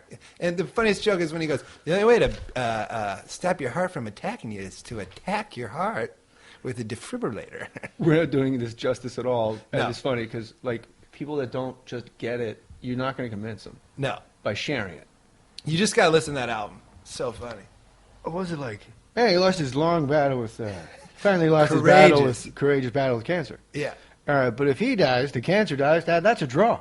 Yeah, it's such a good. Or like alcoholism's not a disease. Like my uncle's got bowel cancer. I have Yeah. searing pain. What are your symptoms? You're real happy. Sometimes I eat somebody else's disease and we fuck. You heard you had a great Norm story about taunting Chris. What's his name? I forgot his name. Man, I'm old. Where you can't think of names. The guy, you have rage, because you're gay. Chris Titus? No, on Saturday Night Live. I don't. Chris Kattan? Yeah. Okay. And listen to his great story of doing Norm taunting Chris Kattan. Right. So your story is about another guy that has a story about a guy who has a story. That's what you're going out on. That's your closer I know, here. I've been quoting. Hey, Jim told a story about Norm, who had a story about Chris Kattan. You should ask him about it. That's your fucking big. That's your story. Wow. Yeah, I don't have big endings, but yeah. He again. You know what I get mad when the people are great. Instead of going, Rob Bartlett's a great guy. Wonderful man. Wonderful. One of Artie the nicest Lang. guys. One of the hardest working. Rob Bartlett is in like the choir in a Broadway show. He got me on Imus without and then asking. he does Don Imus. Then he tried to get me on Opie and Anthony without me asking. Artie Lang, what a sweet guy. Artie, a legendary episode of this podcast was in my hotel room in New York with Artie. Oh, I listened. They to brought it, up yes. pots of coffee, and you could tell who the two addicts in the room were. My wife's just sitting there relaxing and smoking. Artie and I are having like a coffee contest. It wasn't until like 6 cups in where we realized, why don't we just slow it down and actually just relax? Yeah. Oh, he had a great Norm story. When he's, he had a great story. He was opening for Norm in San Francisco, and Norm goes, hey, we're in San Francisco, so don't do any of that fag shit, And he's like, what? And he goes, San Francisco. There's a lot of gay guys here. They live here in San Francisco. So just when you go up there, don't do any of that fag shit. And Artie's like, all right, like didn't plan on it. And then Artie does 20 minutes. Norm goes up and goes, hey, what's with his AIDS? They say it's like the worst disease in the world, But I saw on the news today, AIDS does not discriminate. And that's nice. Oh, no. So I don't know why is it so bad. Hey, don't do any of that fag shit. So maybe if Norm was on the set of Suddenly Susan, he could be like, you're a homophobe. You're not holding Maddie's hand. You're just on the wrong shows with the wrong he people. would taunt me, go, yeah, look at Stoller. I can't believe you were bullied by Norm MacDonald. Why don't you believe that? Because Norm is just like the unicorn. Like nobody really has conversations with Norm, let alone. He would kind of, he would. I'm going to kick your ass, Fred. No, not threaten to beat me Me and up. Billy Joe Shaver.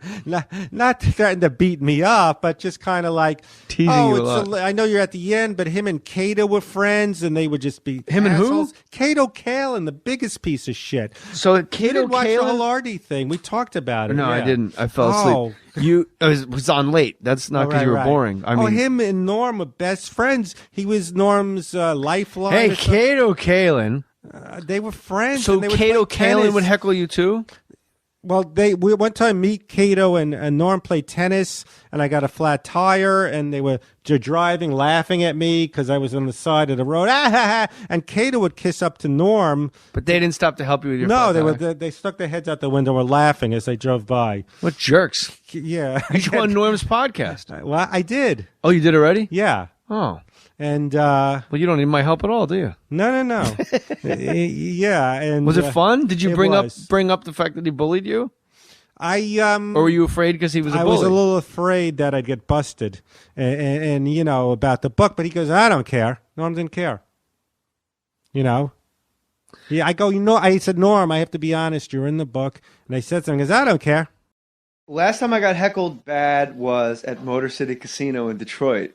And I was doing Norm MacDonald. But the thing about the Norm MacDonald impression is you're at the Motor City Casino in Detroit. Hey, man, I'm down. I love the D. Yeah. But I'm doing Norm. But the thing about a Norm impression is you have to ramble and circle it back around. Like it's got to get a little uncomfortable. Right. And I was doing Demi Moore. Oh, my God. Demi Moore went to the hospital for that exhaustion there, Exhaustion. Oh my God. You know where I go where I'm exhausted, John? Home. Whenever I'm tired. I never went to the hospital. And it's this whole long thing about being on a construction site. And me and my friend John and Eric, like, hey, what do you say after work? We go to the emergency room to rest, And I just keep going and going. And like right next to me, like right there, she goes, what the fuck is he talking about? And I go, there's always one cunt, And I did it in the impression. And that person emailed me on my website and said, I was the cunt. I'm sorry, but I was really confused. And everyone explained to me what was happening. Tell us about Norm stealing your jacket. Well, when I did Norm's show, this denim, when I saw Artie Lang, he goes, hey, that's a great, well, I'm doing Norm. You know how you do Norm? Someone did Norm. It almost sounds like Bob Dylan. Hey, how you doing? Yeah. Yeah, and growing in the wind. Yeah. Yeah, Fred Stoller, I saw Norm. It was kind of sad. I saw him. No, I heard him on Mark Maron's podcast, WTF, and he goes, yeah, all these people do impressions of me, And I'm like, oh my God, I sound like a fucking retard. And I'm like, that's not how I sound, And then now every time I do Norm MacDonald at the Melrose Improv, I'm like, he's fucking here, watch, he's here. And he's like super aware of the fact, oh my God, Fred Stoller wrote a book, And I'm the antagonist, apparently. I stole his jacket, I'm like, hey, Fred. I really need those jackets. Hey, tell us about that jacket, Fred. When I did his show, I knew him a little bit, but then he heard that I was playing tennis. Hey, let's go play. So people don't know who Lori Joe is. I don't know how to explain what she is. His assistant. And she was the writer's assistant when I was on Saturday Night Live, so Lori Joe. We joined. She paid for some tennis club right by Warner Brothers. You worked there, I'm sure. Yeah. You did Jay and Mary? I think I hold serve, Hey, how's that? How's Epi doing, man? But this is how pathetic I am. I fantasized being on this podcast. And fantasize Jay doing Colin Quinn going, yeah, Stoller's got a book. Him, Leon Roth, and Philip. Yeah, Stoller. That's what we want to read. Philip, hey, Fred, how about why don't you just tell everybody how Norm took your jacket? Just real literature. Oh, you just keep going around in circles instead of telling everybody. Jay's like, tell us about how Norm stole your jacket. And it's like 10 minutes later, you're like, yeah, tennis club. What is he talking about? I don't need to tell a whole like tennis story. Like Yakim Noah is in the corner going, even I don't like tennis as much. Jesus, Fred. So basically, all right, long story short, as the late Warren Thomas would say. Too late. Too late for that. I like how you credit that one guy, Warren Thomas, like that was his. No one else? Nobody, no. Only people that age and younger. Well, he's the one who I learned that from. Okay, so Lori would pick us up, and I left the jacket in a car. He didn't go premeditated. I'm going to steal that denim jacket. It looks nice. But I left it there, and I didn't have the money now. Now I wouldn't care about buying Sinatra recommendations, denim jackets. So he said, Norm, I said, Norm, I want my my denim jacket. Yeah, you and that jacket. I go, Norm, it's a new jacket. That's not new. And he just, he would taunt me. I go, Norm, yeah, that's a shitty jacket. So I made, and I was supposed to. Wait, so why does he have your jacket? I'm confused. Lori would pick us up and play tennis. Right. So, so I left it there because it got hot. We were in playing tennis or in her car? I guess in a car. And then he just assumed it was his, or she took it. Yeah, he didn't go, ooh, what jacket do you think? Right, like a but cartoon. then every time you asked for it, he just completely downplayed it like you were... He'd go, I'd wave his hand in disgust. You in that jacket. Fred in his jacket, Yeah. Why do you want that jacket? So really? Yeah. He was a bit of a bully. He would taunt me. You know what I always say with Norm? He wanted to be like how Stern had, Larry, the mentally challenged guy, because you can't say, what? Yeah. Hey, Elephant Schmuck, Rippy Boy, and Lori was Robin. Wait, laughing. Is this one of your basketball leagues? Or is this... I can't. This is the expansion team. That's funny. They can't get on the regular mentally challenged team. Mr. Rippy and Elephant Schlong. Should I close with Norm, a paragraph from his book about Don Rickles? Yeah, close with that. As Norm. Yes. Okay, because it is... I was at a hotel reading that off my iPad. I laughed so hard, I fell on the ground. I don't doubt this. My wife came in the other room because she thought I was having an actual heart attack because apparently I was just making gasping sounds and kicking things over. Oh, that's perfect. You want to hear a part of Norm? By the way, Norm's book, based on a true story, Norm MacDonald, is a must, and you have not read it. I haven't read it. I see it. I'm on planes. It's my next buy for sure. So it's about Don Rickles. This is Norm MacDonald's book.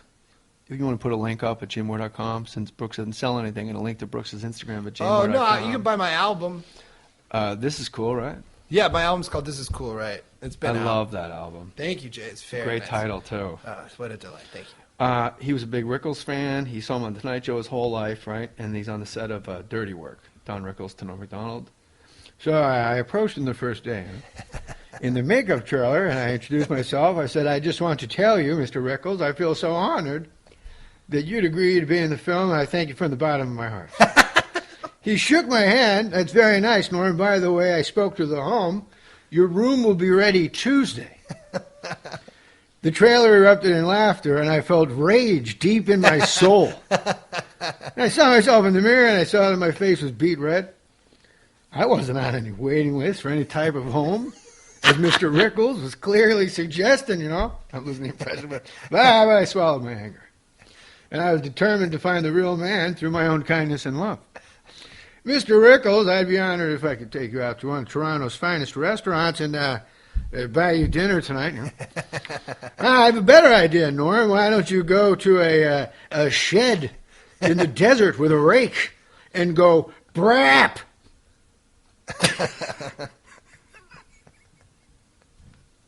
Go brap. It's literally capital. Yeah, I get a better idea, Norm. Why don't you go to a shed in the desert with a rake and go brap? Now, this awful classless burping noise got the cheap laugh I'm sure Mr. Rickles is used to, but not from me. I could feel myself beginning to shake with rage. Now, I'm going to read to you the part where I was so happy to meet and reach the real Don Rickles, and I said, anything you want to do, what would you like, sir? Well, Norm, he says, I'd like you to get a monkey and an organ grinder and run around the room going, I lost my sack, I lost my sack. And then Mr. Rickles then pranced around the makeup trailer doing a grotesque pantomime of me searching for a missing sock. What is he talking? It's fucking fiction. I know. Like in the beginning, the first chapter, he's like, him and Lorne Michaels are smoking opium. And it's the most genius thing, because any fucking story, nobody can sue him. Yeah. Like, who's the guy? Dick Ebersol can't do shit about what Norm wrote in here, because Norm's like, wait a minute, me and Lauren were at a whorehouse smoking crack. Don Rickles is doing a grotesque pantomime of me searching for a missing sock, you know. And I fled the makeup trailer. I took a nice long walk trying to compose myself. I think it was the comment about losing my sock and then running around telling everyone that hurt the most. It's fucking... oh my God. We're crazy people. It's so funny. But people listening are like, I don't even know why that's funny. No, exactly. I saw him in Cedar Brap. Rapids. Yeah. He said brap.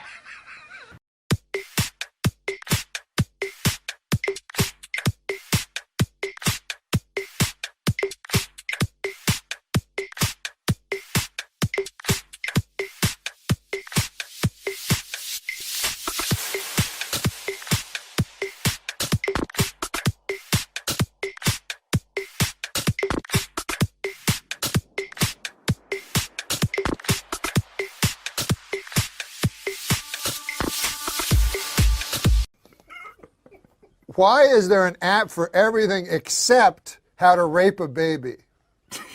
Jesus. One of the most popular documentaries on Netflix. One of the most popular documentaries on Netflix is Jiro Dreams of Sushi? Jiro Dreams of Sushi. I've seen that. That's very good. That's a fantastic documentary. One of the least popular documentaries, Jiro Nightmares of Acid Rain. Oh, yeah. That unwatchable. I actually did. I liked it. The DVD commentary. This is not topical. It's just about. It's as if it's about your life. You know. How come none of my friends ever have a dungeon? Instead, they all just have rape dungeons. So it's not a regular dungeon, is what you're saying. Dungeon. Thanks for again. It's the bus. I've never been thrown under an entire Trailways fleet. Why did the moron throw the clock out the window? Why? Because it reminded him of Richard Clock, the man convicted of knife raping his wife. Good God Almighty! You know, Jesus. There used to be some. All right. I'm sorry, I didn't know that one was coming. Wait, I have a question. So you guys are two very funny females, but when you post videos on the internet, sometimes being a female is a little bit different than if I was to post a video on the internet. What's that like for you two? Sometimes. We've been called certain things How many do times. you deal with that stuff? I think I'm numb to it now. We've been called everything so many times. I can't even in the beginning take it was in like, anymore. oh my God, I can't believe this. We should just stop doing this. And then now we just don't read the comments and keep doing it. Yeah. I think Yeah. that's the right I think way to the do it. last Oh, are comment you I guys, read are was you the guys guy- talking about Barfy Man 362? Exactly. Is that you? No, that's that motherfucker. I don't even want to give him attention, but listen, saying those kind of things about me. Talk to him. Talk to him right now. Talk to Barf. Listen, Barfy Man 362. right. No, you cannot rape my mother with a knife. Now it's official. Yeah, that's the kind of comment we didn't want to read anymore. Yeah. A lot of sandwich makers. Bitches, go make me a sandwich. Those ones bother me less than the knife. Oh yeah, the raping mother ones stuff. are worse. Yeah, you don't want to be raped with a knife. I'll gladly make I a would sandwich. much rather be raped with something else. Yeah. I had a black guy open for me, and I got him into the hotel. Nice guy, Vince Champ. His name was Vince Champ. Oh, no. I don't know whatever happened to that fella. But a nice man. Arrested for rape. He knows. He knows. And he's not making fun of rape. Well, it's like that comedian that would rape people at comedy club. No, in colleges. Yes, Vince Champ. They always friend. said his great gimmick was that people would think who did it, and they never, because he'd go on to another town and another college, but when people say, what about the comic? Yeah. Maybe the worst gimmick a comic ever had. Straight to the heart. I went a long time acting like I wasn't broken apart by you.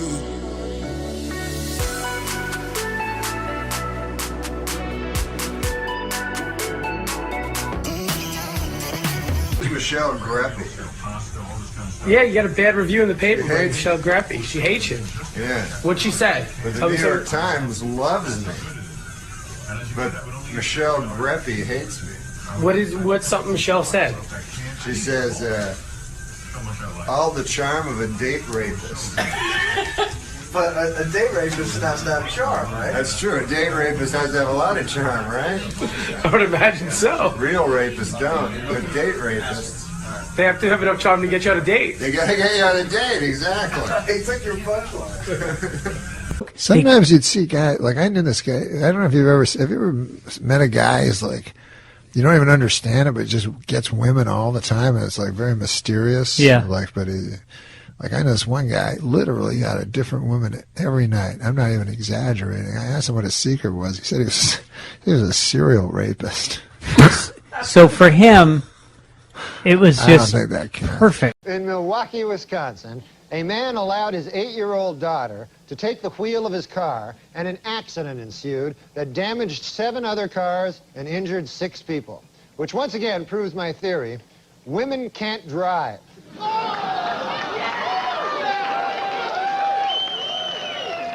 New medical research shows that men and women have different food cravings. Men preferring meat and women preferring sweets. Scientists trace this back to caveman days, when men had to go out and hunt for food while women sat on their fat asses eating chocolates.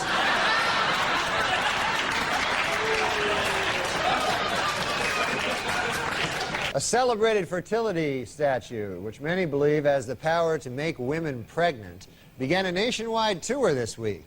The hundreds of women who claim it caused their pregnancies are of different ages, races, and religions. But they all have one thing in common.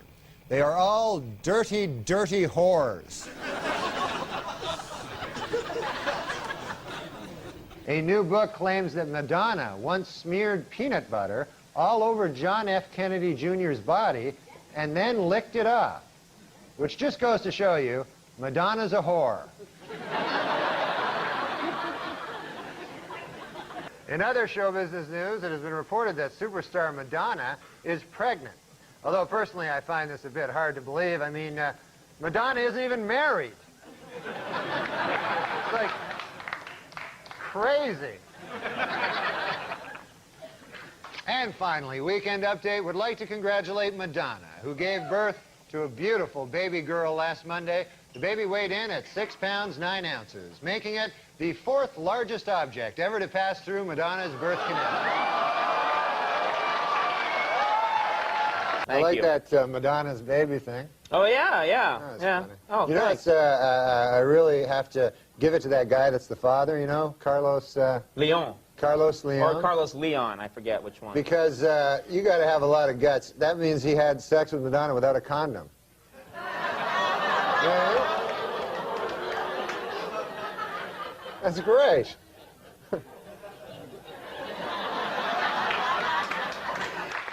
Pop singer Madonna was outraged this week when a tabloid photographer snapped her picture while she was breastfeeding her new baby. Apparently, the baby was blocking her nipple.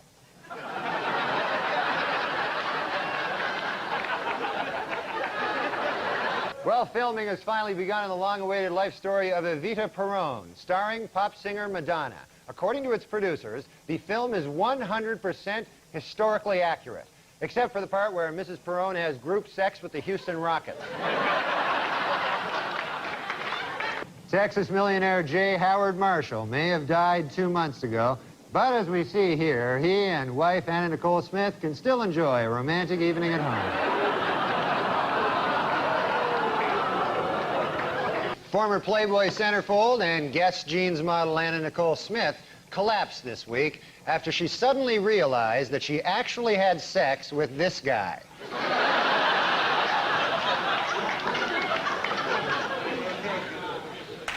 And finally, in entertainment news, ex-Playboy centerfold Anna Nicole Smith has filed for bankruptcy. And saddest of all, she slept with this guy for nothing.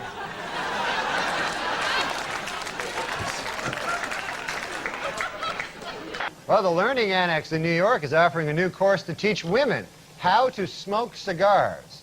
The fee to enroll in the class is $100. The fee to watch the class is $200. According to a new study from Yale University, in order to duplicate the physique of a Barbie doll, the average woman would have to grow to 7 feet, add 5 inches to her bust, and trim 6 inches from her waist. So ladies, you have your mission, now get to it.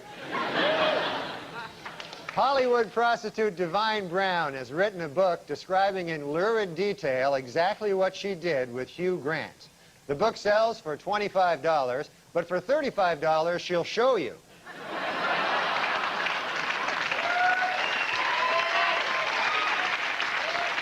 Former British cavalry officer James Hewitt, who was Lady Diana's secret lover, says he will never, ever disclose the contents of more than 100 love letters that she sent to him. This, according to Hewitt's new book, I Banged a Princess.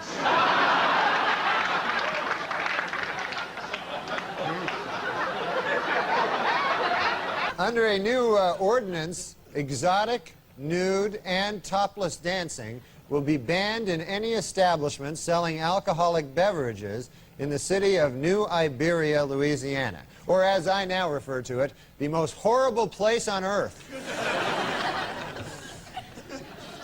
Exotic dancers say city ordinance requiring them to keep 4 feet away from their customers will put them out of business in Shoreline, Washington, or as I now refer to it, Nazi Germany. In sports, distance runner Jutta Pippig set a record by winning her 3rd consecutive Boston Marathon, despite suffering from both her period and diarrhea throughout the 26-mile run. In addition, Pippig also set a record for causing the most spectators to make this face at a Boston Marathon. Well, Jocelyn Elder's new book, Jocelyn Elder's MD, came out this week. I read it. After closing out a successful first season, the WNBA is considering several changes to improve the level of play in the league next year. Among the proposals, extending the playoffs, increasing salaries, bringing back the three-point line, and replacing all the female players with guys. The WNBA officials expanded to 10 teams this week, adding franchises in Detroit and Washington, D.C. But before you get too excited about the new additions to the league, remember, all of the players are still women. They stink at basketball, that's the problem. Other than that, it'd be a good, good game, but they're... The next time I watch a WNBA game will be the first time I watch a WNBA game.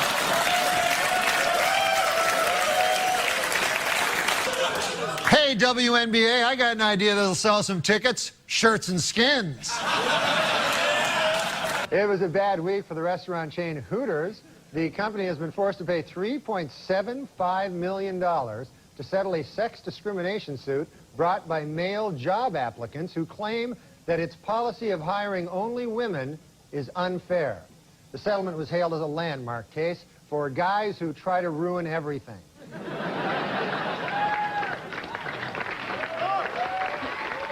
According to a new survey by the Women's Vote Project, women would be more likely to vote if they could send in ballots by mail or if polls were open longer. Also, more women would vote if you were permitted to bake your vote.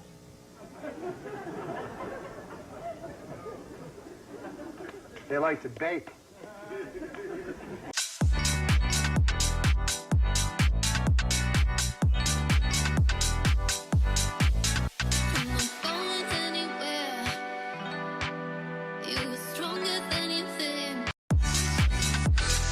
Safer drivers, men or women? Well, according to a new survey, 55% of adults feel that women are most responsible for minor fender benders, while 78% blame men for most fatal crashes.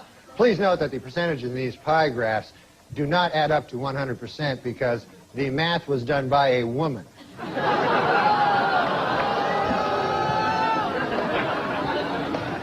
For those of you hissing at that joke, it should be noted that that joke was written by a woman. So now you don't know what the hell to do. No, I'm just kidding. We don't hire women. Here, Adam, do a joke. All right. A good name for a dog is Syndrome. That then when he tries to attack someone, you can yell "Down, Syndrome." Don't laugh. It's not. I apologize. I mean, it's yeah. That's like it was a little insensitive, I guess. Some of the 200 Nigerian schoolgirls kidnapped by extremists in Nigeria have been forced to marry their kidnappers. And worse than that, they've been forced to laugh at their husbands' stories even after hearing them for the umpteenth time. You know something. Yeah, I know. It's very hard to make a joke about those girls who are kidnapped. When I hear about those things, that is one of the worst. You know, and yet you got a big laugh out of yours. Yeah, I'm sorry. I got. Now, as an old-timey broadcaster, do you have other old-timey broadcaster friends? Well, Mike Wallace was a great friend. Mike was a grand guy. I said, he had dementia at the end. That's funny to you. You know, McDonald, I want to tell you. No, it's a very odd thing to say. If you're looking to broaden your horizons, I don't think it's wise to laugh at someone who had dementia. I'm not laughing at that. I'm laughing that you said. He was the best. Just said. I loved him. Mike Wallace was a great guy. He had dementia at the end. It has heavy-duty grilling grates. Why are you laughing? You think the grilling grates are flimsy? No. No, they're heavy-duty grilling grates. They deliver exactly what you need to achieve when you need to achieve that perfect steakhouse flavor. Why are you laughing? You're making a mockery out of the man grate. I'm pretending I know who Albert Gray is. I didn't. No, Albert Fish. Oh. You're a New Yorker. So anyways, he was a child rapist and cannibal, as I explained. When he's a child rapist, you try not to laugh when he looks at you. Oh, come on, man. It's not funny. I know it's not, but I know you want people to laugh. Fish chose his victims.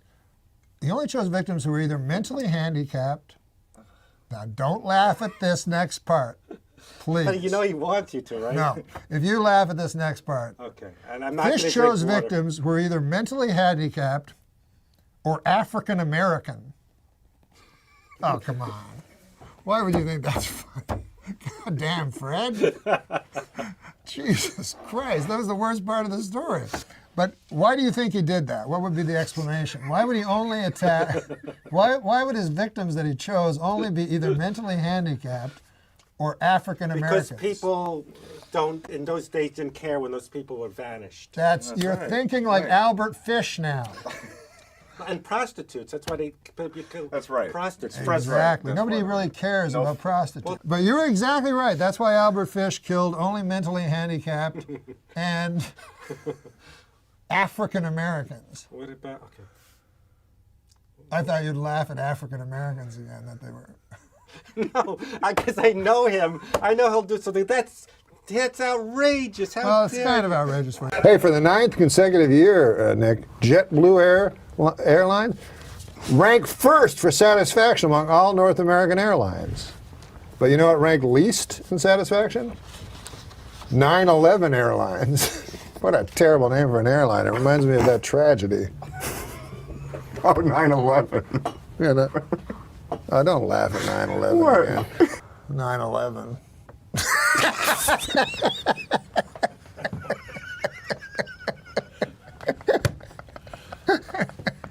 I tried to tell him not to laugh. Adam. I know. I walked through blood and bones in the streets of Manhattan trying to find my brother.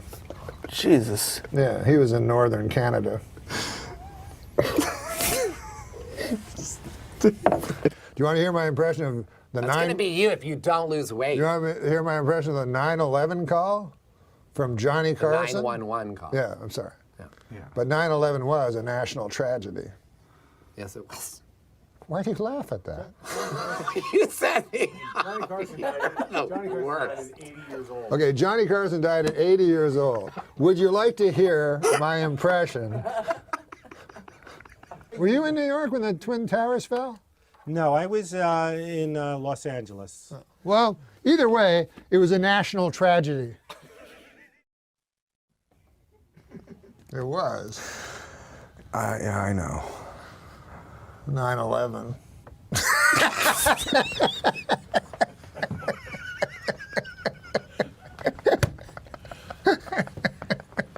We're going to go to hell.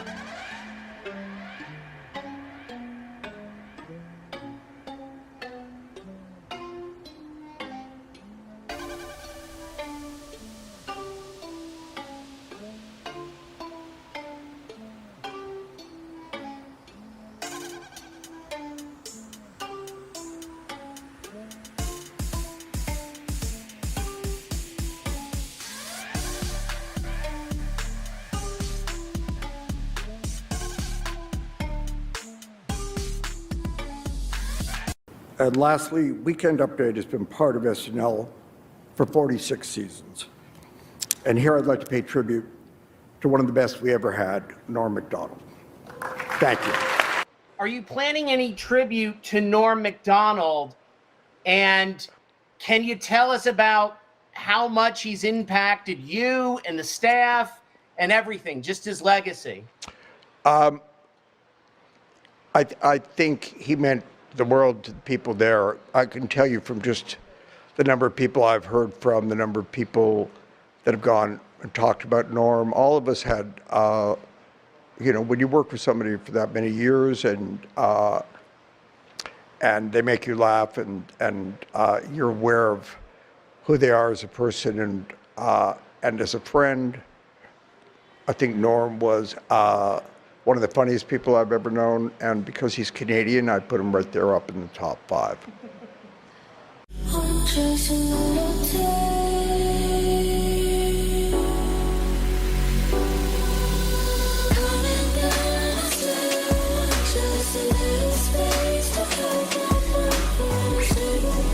Say this is an award for late night comedy. No one was funnier in the last 20 years than Norm MacDonald on late night comedy. So if you have any time in the next week, do what I did and just spend time YouTubing clips of Norm and Conan, because it just doesn't get better than that. Thanks so much. Do you know that you are a cis male? Have you ever heard of that term? A cis male? Cis male. C-Y-S-M-A-L-E. So what it means is that you are a man. You're born a man. Well, as far as you know. As far as I know. And you identify yourself as a man. Yes. That's a cis male. Now, I don't understand. Where does that... Is this a new phrase? Yes, it's a way of marginalizing a normal person. Some people really dislike that term cis male because a cis male, as you explained, is a male who identifies himself as a male, and they say, well, that's you shouldn't marginalize a person. You need to be marginalized. Is that you the part need to, of it? yeah. You need Is to be the part of it that marginalized. we're It's a all way to identify somebody who was basically, born, lives, and it's the same sex. So you're a cis male. What does a cis male mean? This other person's a trans. So you're equal. She's a man that thinks she's a woman. You're a man that thinks you're a man. It's completely so everyone's. equal. It's all fluid. Yes, everyone is self-identifying. Yes. I am firmly on the side of womanhood now, but I am not a woman, nor will I ever be. 3 sentences later. I use the women's restroom because I am a woman. I changed my gender on my birth certificate to female because I am a woman. So there's a little confusion there, right? Not for me. What's wrong with that? Well, here it says, I am not a woman. When I was a kid, my dad would tell me that this man was a gold medal decathlete. Why, the greatest athlete in the world. And now I have to tell my kid that this man is a man. What the H? A guy told me that, I don't know if you've heard this, Bruce Jenner is going to go back, maybe, to being a man. Yeah. Did you hear that? That's an odd thing. Because I remember him, of course, as a woman. So it's hard for me to picture what he'd even look like as a man. I remember, because I'm from Canada, so I remember he was in the 72 Olympics, and he won the decathlon, which is the best athlete in the world, was a woman, and we didn't know at the time because he kept it secret. But I remember they put the gold medal around his fucking big juicy tits.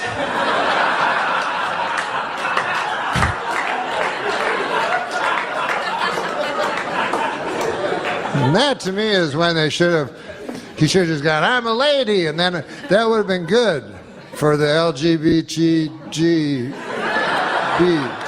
The community, the community. I don't know if you've been over and seen them and shit, but it's a nice community.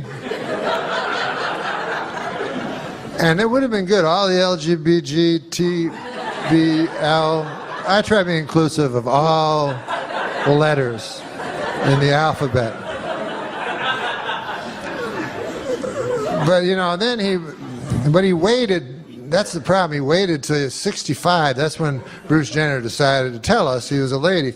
Now, I don't know about you guys, but to me, is there really that much difference between a 65-year-old? At some point, you got to realize you're just some old thing nobody wants to fuck.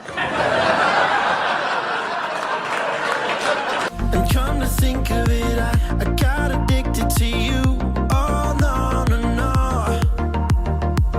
And come to think of it, I need somebody like you. Oh, no, no, no. I need someone like you. All right, a Las Vegas woman was arrested after hiding a stolen Rolex in her vagina. Well, now Bruce Jenner's just gone too far. I don't understand it. I saw Matlock. Only you would refer to Andy Griffith as Matlock. Well, I don't want to get too arcane. Yeah, his real name's Andy Griffith, but now he calls himself Ben Matlock. Where'd you bump into him at? He was at the airport at the LAX. You're kidding me. Now that would be a thrill for me. Oh man, it was incredible because like I grew up watching the Andy Griffith Show, and then later when he changed his name to Ben Matlock. Yeah. So, Norman, what do you got planned today? What are you going to do? well, I was going to tell you my Matlock story, but No, go ahead. Sorry, I've got time. Go ahead. Recount. I thought you had to go. Go ahead. No, I remember I was telling you about how I met Andy Griffith. Yes. So he's reading this big book, you know. Oh, right, so that's it. I say I'll sidle up beside him and pretend to read a big book myself, you know, and then we'll get in a discussion, right? Because I didn't want to just bug him, you know. That's how you meet people. And I was hoping maybe he'd, by some crazy chance, maybe recognize me or something. So I stand beside him, and he's reading and everything like that, and I'm talking to him and everything. Anyways, turns out the guy's not Andy Griffith.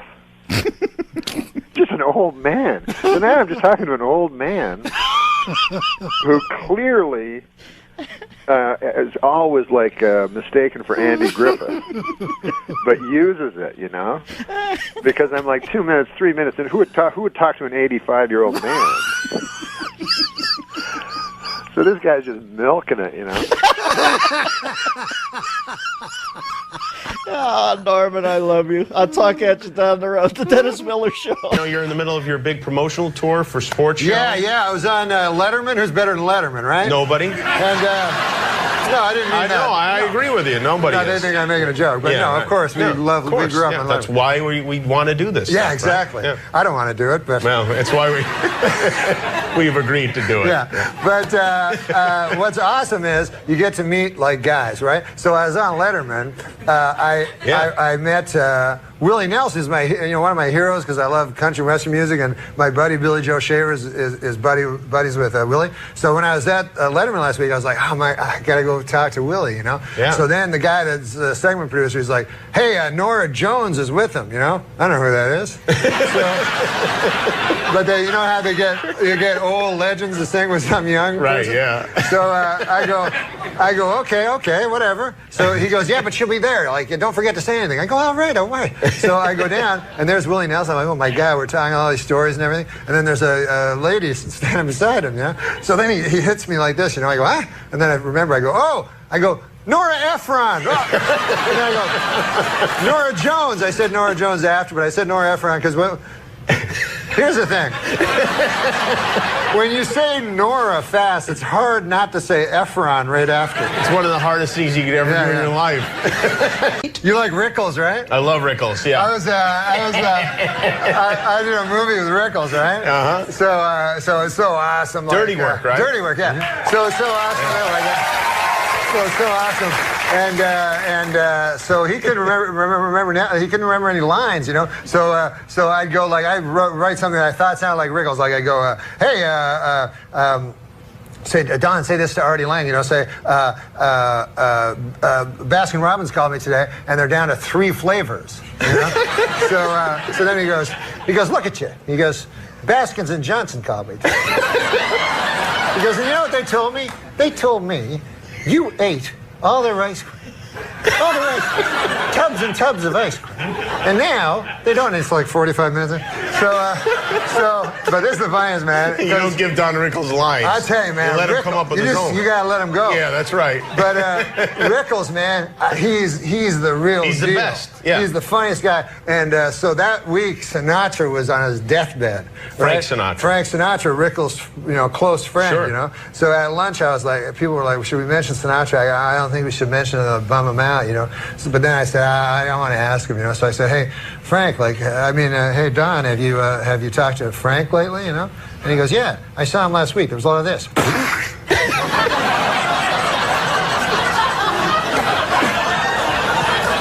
Guy died 4 days later. And then I said, oh. And he goes, yeah. He goes, it's a lot of me with my head 2 inches from Frank's face going, I'm not Barbara. Well, Frank wouldn't have wanted it any other way, I have a feeling. True. That's right. One more thing about my impression of you that I just recalled. What? I had a chance to meet Johnny Carson because of that impression. Sudden thought, when did sugar diabetes become plain old diabetes? How so? Because Johnny Carson phoned me and he said he loves Larry King and every day he reads the News and Views, which was the impression I did was your News and Views in USA Today. So I had a chance to meet Johnny Carson, which I didn't take. Why? He would tell me stories, he could tell me stories about everybody, that existed ever in life in show business. And then I'd have to go, did you ever meet Chris Kattan? I wouldn't have anything to give back. But he wanted to meet Norm. You missed the. I should have done it. You're weird, Norm. I met guys though. I did an impression of you on Saturday Night Live. Your King's Things, bulletin points, and so I did a parody of that on SNL, and I only had to slightly magnify it. This is News and Views. Here's my 2 cents, gang. If you only see one film the rest of your life, it should be Mickey Blue Eyes. I get a call from Johnny Carson, and he wants to meet with me at his office. So I go to his office, it's just me and him. And he pulls out a whole bunch of USA Today's clips, of your column. And he starts reading them. He goes, here, you take some, I'll take some, we'll read them. Just in the office? Yeah, just me and him in the office, both of us doing Larry King impressions. You do a lot of work for charity, Norman, in the sense that you'll go on TV shows for charity. You did, didn't you do a Celebrity Millionaire or something like that? Yeah. And how did you do on that? Did you win money? Yeah. No, I did. The celebrity, the charities did. You're not the celebrity? The charities did. But you were the celebrity on Millionaire. Yeah, do you remember leukemia? Yeah. My money that pushed it over doesn't exist anymore. You got rid of it. I got rid of it. No, you went on Millionaire with Regis, right? Yeah. And Regis asked you questions. Yeah. And then you answered up to, do I have this right? $500,000 worth of questions. Yeah. Wow. Yeah, he won $500,000. Brainiac. Good for you. Yeah. I mean, you're pretty smart. $500,000 to get up to. That's pretty good. Norm's a smart motherfucker. But I'm not anywhere close to Brainiac. Well, Brainiac, of course, was invented on Krypton. He's a supercomputer. But yeah. I don't say literally. You're I was saying, you're comparing me. That's high praise. Because Brainiac, you could tell even from his head how smart he was. And he had tubes coming out of his head. I know, man. Norm picked Paul Newman's charity because Norm wanted to meet Paul Newman. Yeah. Is that true? Yeah. So you gave to his salad dressing empire kind and of thing? also, it is a great The hole in the wall. The hole in the wall game. How long ago was this? A couple of years ago? Yeah. So Paul Newman 26 years ago. So did Paul Newman call you personally and say to you, hey? No, he wrote a letter. Did he? Yeah. Look at you. $500,000 contribution. Yeah. And I could have gone to meet him, but then I was too afraid. What do you mean you were afraid? Well, and it seems like a good idea, but then when it comes down to it, it's just you and Paul Newman. Yeah, you don't know what in to a say. room. Yeah, and then you got no stories. Like, what am I going to say? Hey, man, one time Will Ferrell was. Rob Schneider and Football Williams. I'm sure you'd love him. Do you know him at all? Do you know anyone that I'm talking about? Do you know any entertainers I know? That was a great story about you and Redford. Yeah. Listen, me and Artie Lang. In other words. So that was Robert Shaw, huh? Hey, fucking Bud Friedman's backstage with me. This guy's a character. What you're saying is Paul Newman wrote you a letter and said, why don't you come out to my Paul Newman ranch and hang out with me? Yeah. So but I can plus, get to know I you. kind of got the assumption that it would not be just me and Paul Newman. I suddenly had a fucking vision that it might be me, Paul Newman, and very sick children. Oh, God. So then it didn't become as appealing. Well, you know what? Gary actually went to Paul Newman's house. Papa Booey went to Paul Newman's. Yes. He was there for some charity event. Oh, not to harass I think it was a political thing. A political thing. And Gary was in the barn. Paul Newman has a barn on his property. Yeah. And if he wants to meet with you, he meets with you in the barn where he has all his memorabilia from his, well, now he's dead, but he had all his memorabilia in the barn. Gary, go to the barn. You walk around and it's almost like a Paul Newman museum. You see pictures, you see trophies, you see Academy Award, whatever. And then Paul Newman appears at the barn, and he speaks with you, and then he leaves, and that would have been it. I'm sure he wouldn't. Oh, that would have been it. Oh, that's his shtick he does. It's I his think it's a meet shtick. and greet. It's It's a meet like and greet. it's like Artie backstage at an Indian casino. I was going to be Martin Short's friend for a while. We were in negotiations. Yeah, how'd that break down? I don't know. I met him. He was fucking funny, and he made me laugh, and he was laughing at me and shit. So I said, "Hey, we should be friends and stuff." And he said, "Yeah, well, let's be friends. You go to a cottage." And I was like, "Ah, fuck! I'd have to go to a cottage, you know." And then so it never caught on because the cottage was in my head and shit. What do you but mean still, I would cottage? like, you know, that guy would be cool to I fucking know. hang out But with. what do you mean that would be a good friend But then for you? going to a cottage, you understand? I don't want to go to a cottage. Well, that's the problem All of with a you. sudden, you're going on a cottage on a plane. But You that's go, the problem. Maybe I Norm, shouldn't have done this. Norm, What? that's the problem What's with that? you. So if someone suggests something right away, it's not Too guarded. I know what you're it's saying. not too. It's not cool enough for you. Where would They're you not go cool with Martin enough. Short? I think Martin Short says, "Let's go to a cottage No, I'm and not hang saying out." that. I'm Yeah. saying like I think you're right when I said I'm too guarded. Like Yeah, I'm you not don't wanna willing be- to do things. You don't want to be trapped in a cottage with Martin Short. The No, I would idea, I love the that idea part. of being friends with Martin Short is fun. The idea of being in a cottage with Martin Short and then having the pressure to talk and to interact with one another. Yeah. I understand. I'm the Yeah. same way. Yeah. It wouldn't work out for you, Yeah. and it wouldn't work out for me either. But you go on that vacation. But maybe in with, another lifetime. Yeah. When it comes to my sports. Who is your favorite? My favorite sportscaster of all time? Yep. It would be a tie. It would be a tie between Marv Albert and Howard Cosell. You did Harry Carey impersonation. Did you do Cosell? Did you ever do? One time I met Cosell when I was a boy, and I was struck by his honest. Oh, here's a funny Cosell thing. I was watching Monday Night Baseball once. You probably remember when this happened. Dave Winfield hit the pigeon. The seagull in Toronto. Seagull. Yeah. Yeah, he killed the seagull in practice the day before. So then they used to have Monday Night Baseball, right, with Cosell and Keith Jackson and stuff. Yeah. And so Cosell would do those great cold openings, and he goes, they show like a picture of Winfield. You know, he had killed the bird the day before. And then Cosell goes, "You know that man, Dave Winfield, last night." What is that? He goes, "Last night, he was 2 for 3 with 4 hits, 3 RBIs, and 1 BIRD. Tonight, he proves that diamonds are not a gull's best friend. Tonight," he would always, like, right after his joke, yell, "Tonight." Once you get started with but he came. This is my story about it. While I was in Toronto, I was a little young boy, and he was coming out of a hotel. And I was like, "Oh my God, it's Howard Cosell." So, at Toronto at the time, it was mid-season, and Montreal and Toronto were both leading their league. Very, very strange. And so we were all excited about Toronto. We said, and we were just kids, and nobody else was around. We said, Howard, how do you think Toronto is going to do this year?" And he just walked by us, and he goes, "Frankly, I like Baltimore."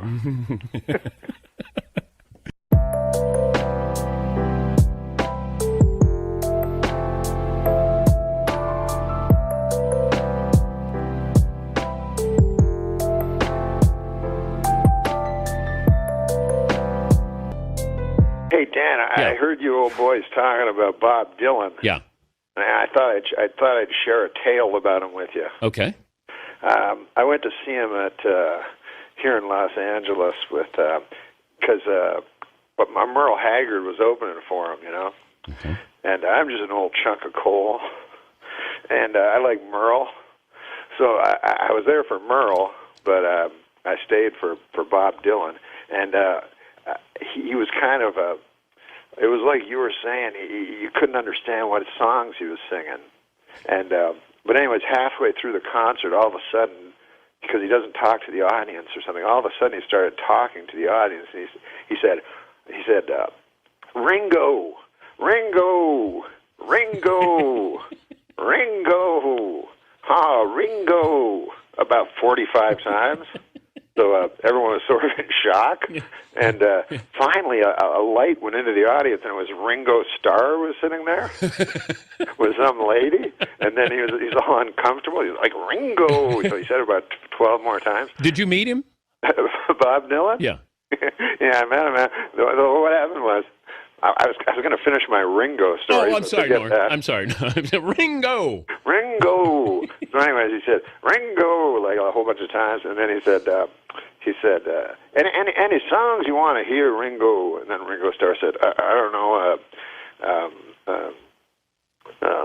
Do you know any Bob Dylan songs? Do I? For this story? Yeah. Yeah. So name one. Tangled Up in Blue. Yeah. So he said, Ringo goes, well, how about Tangled Up in Blue? He goes, I already did that one.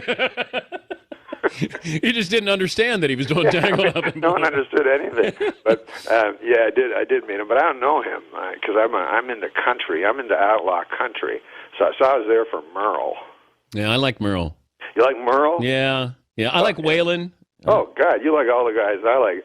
My best friend's Billy Joe Shaver. He wrote Honky Tonk Heroes for all those boys. And, Waylon, Willie. And the boys. All those boys. There's some new guys on the horizon. There's Hank the Third.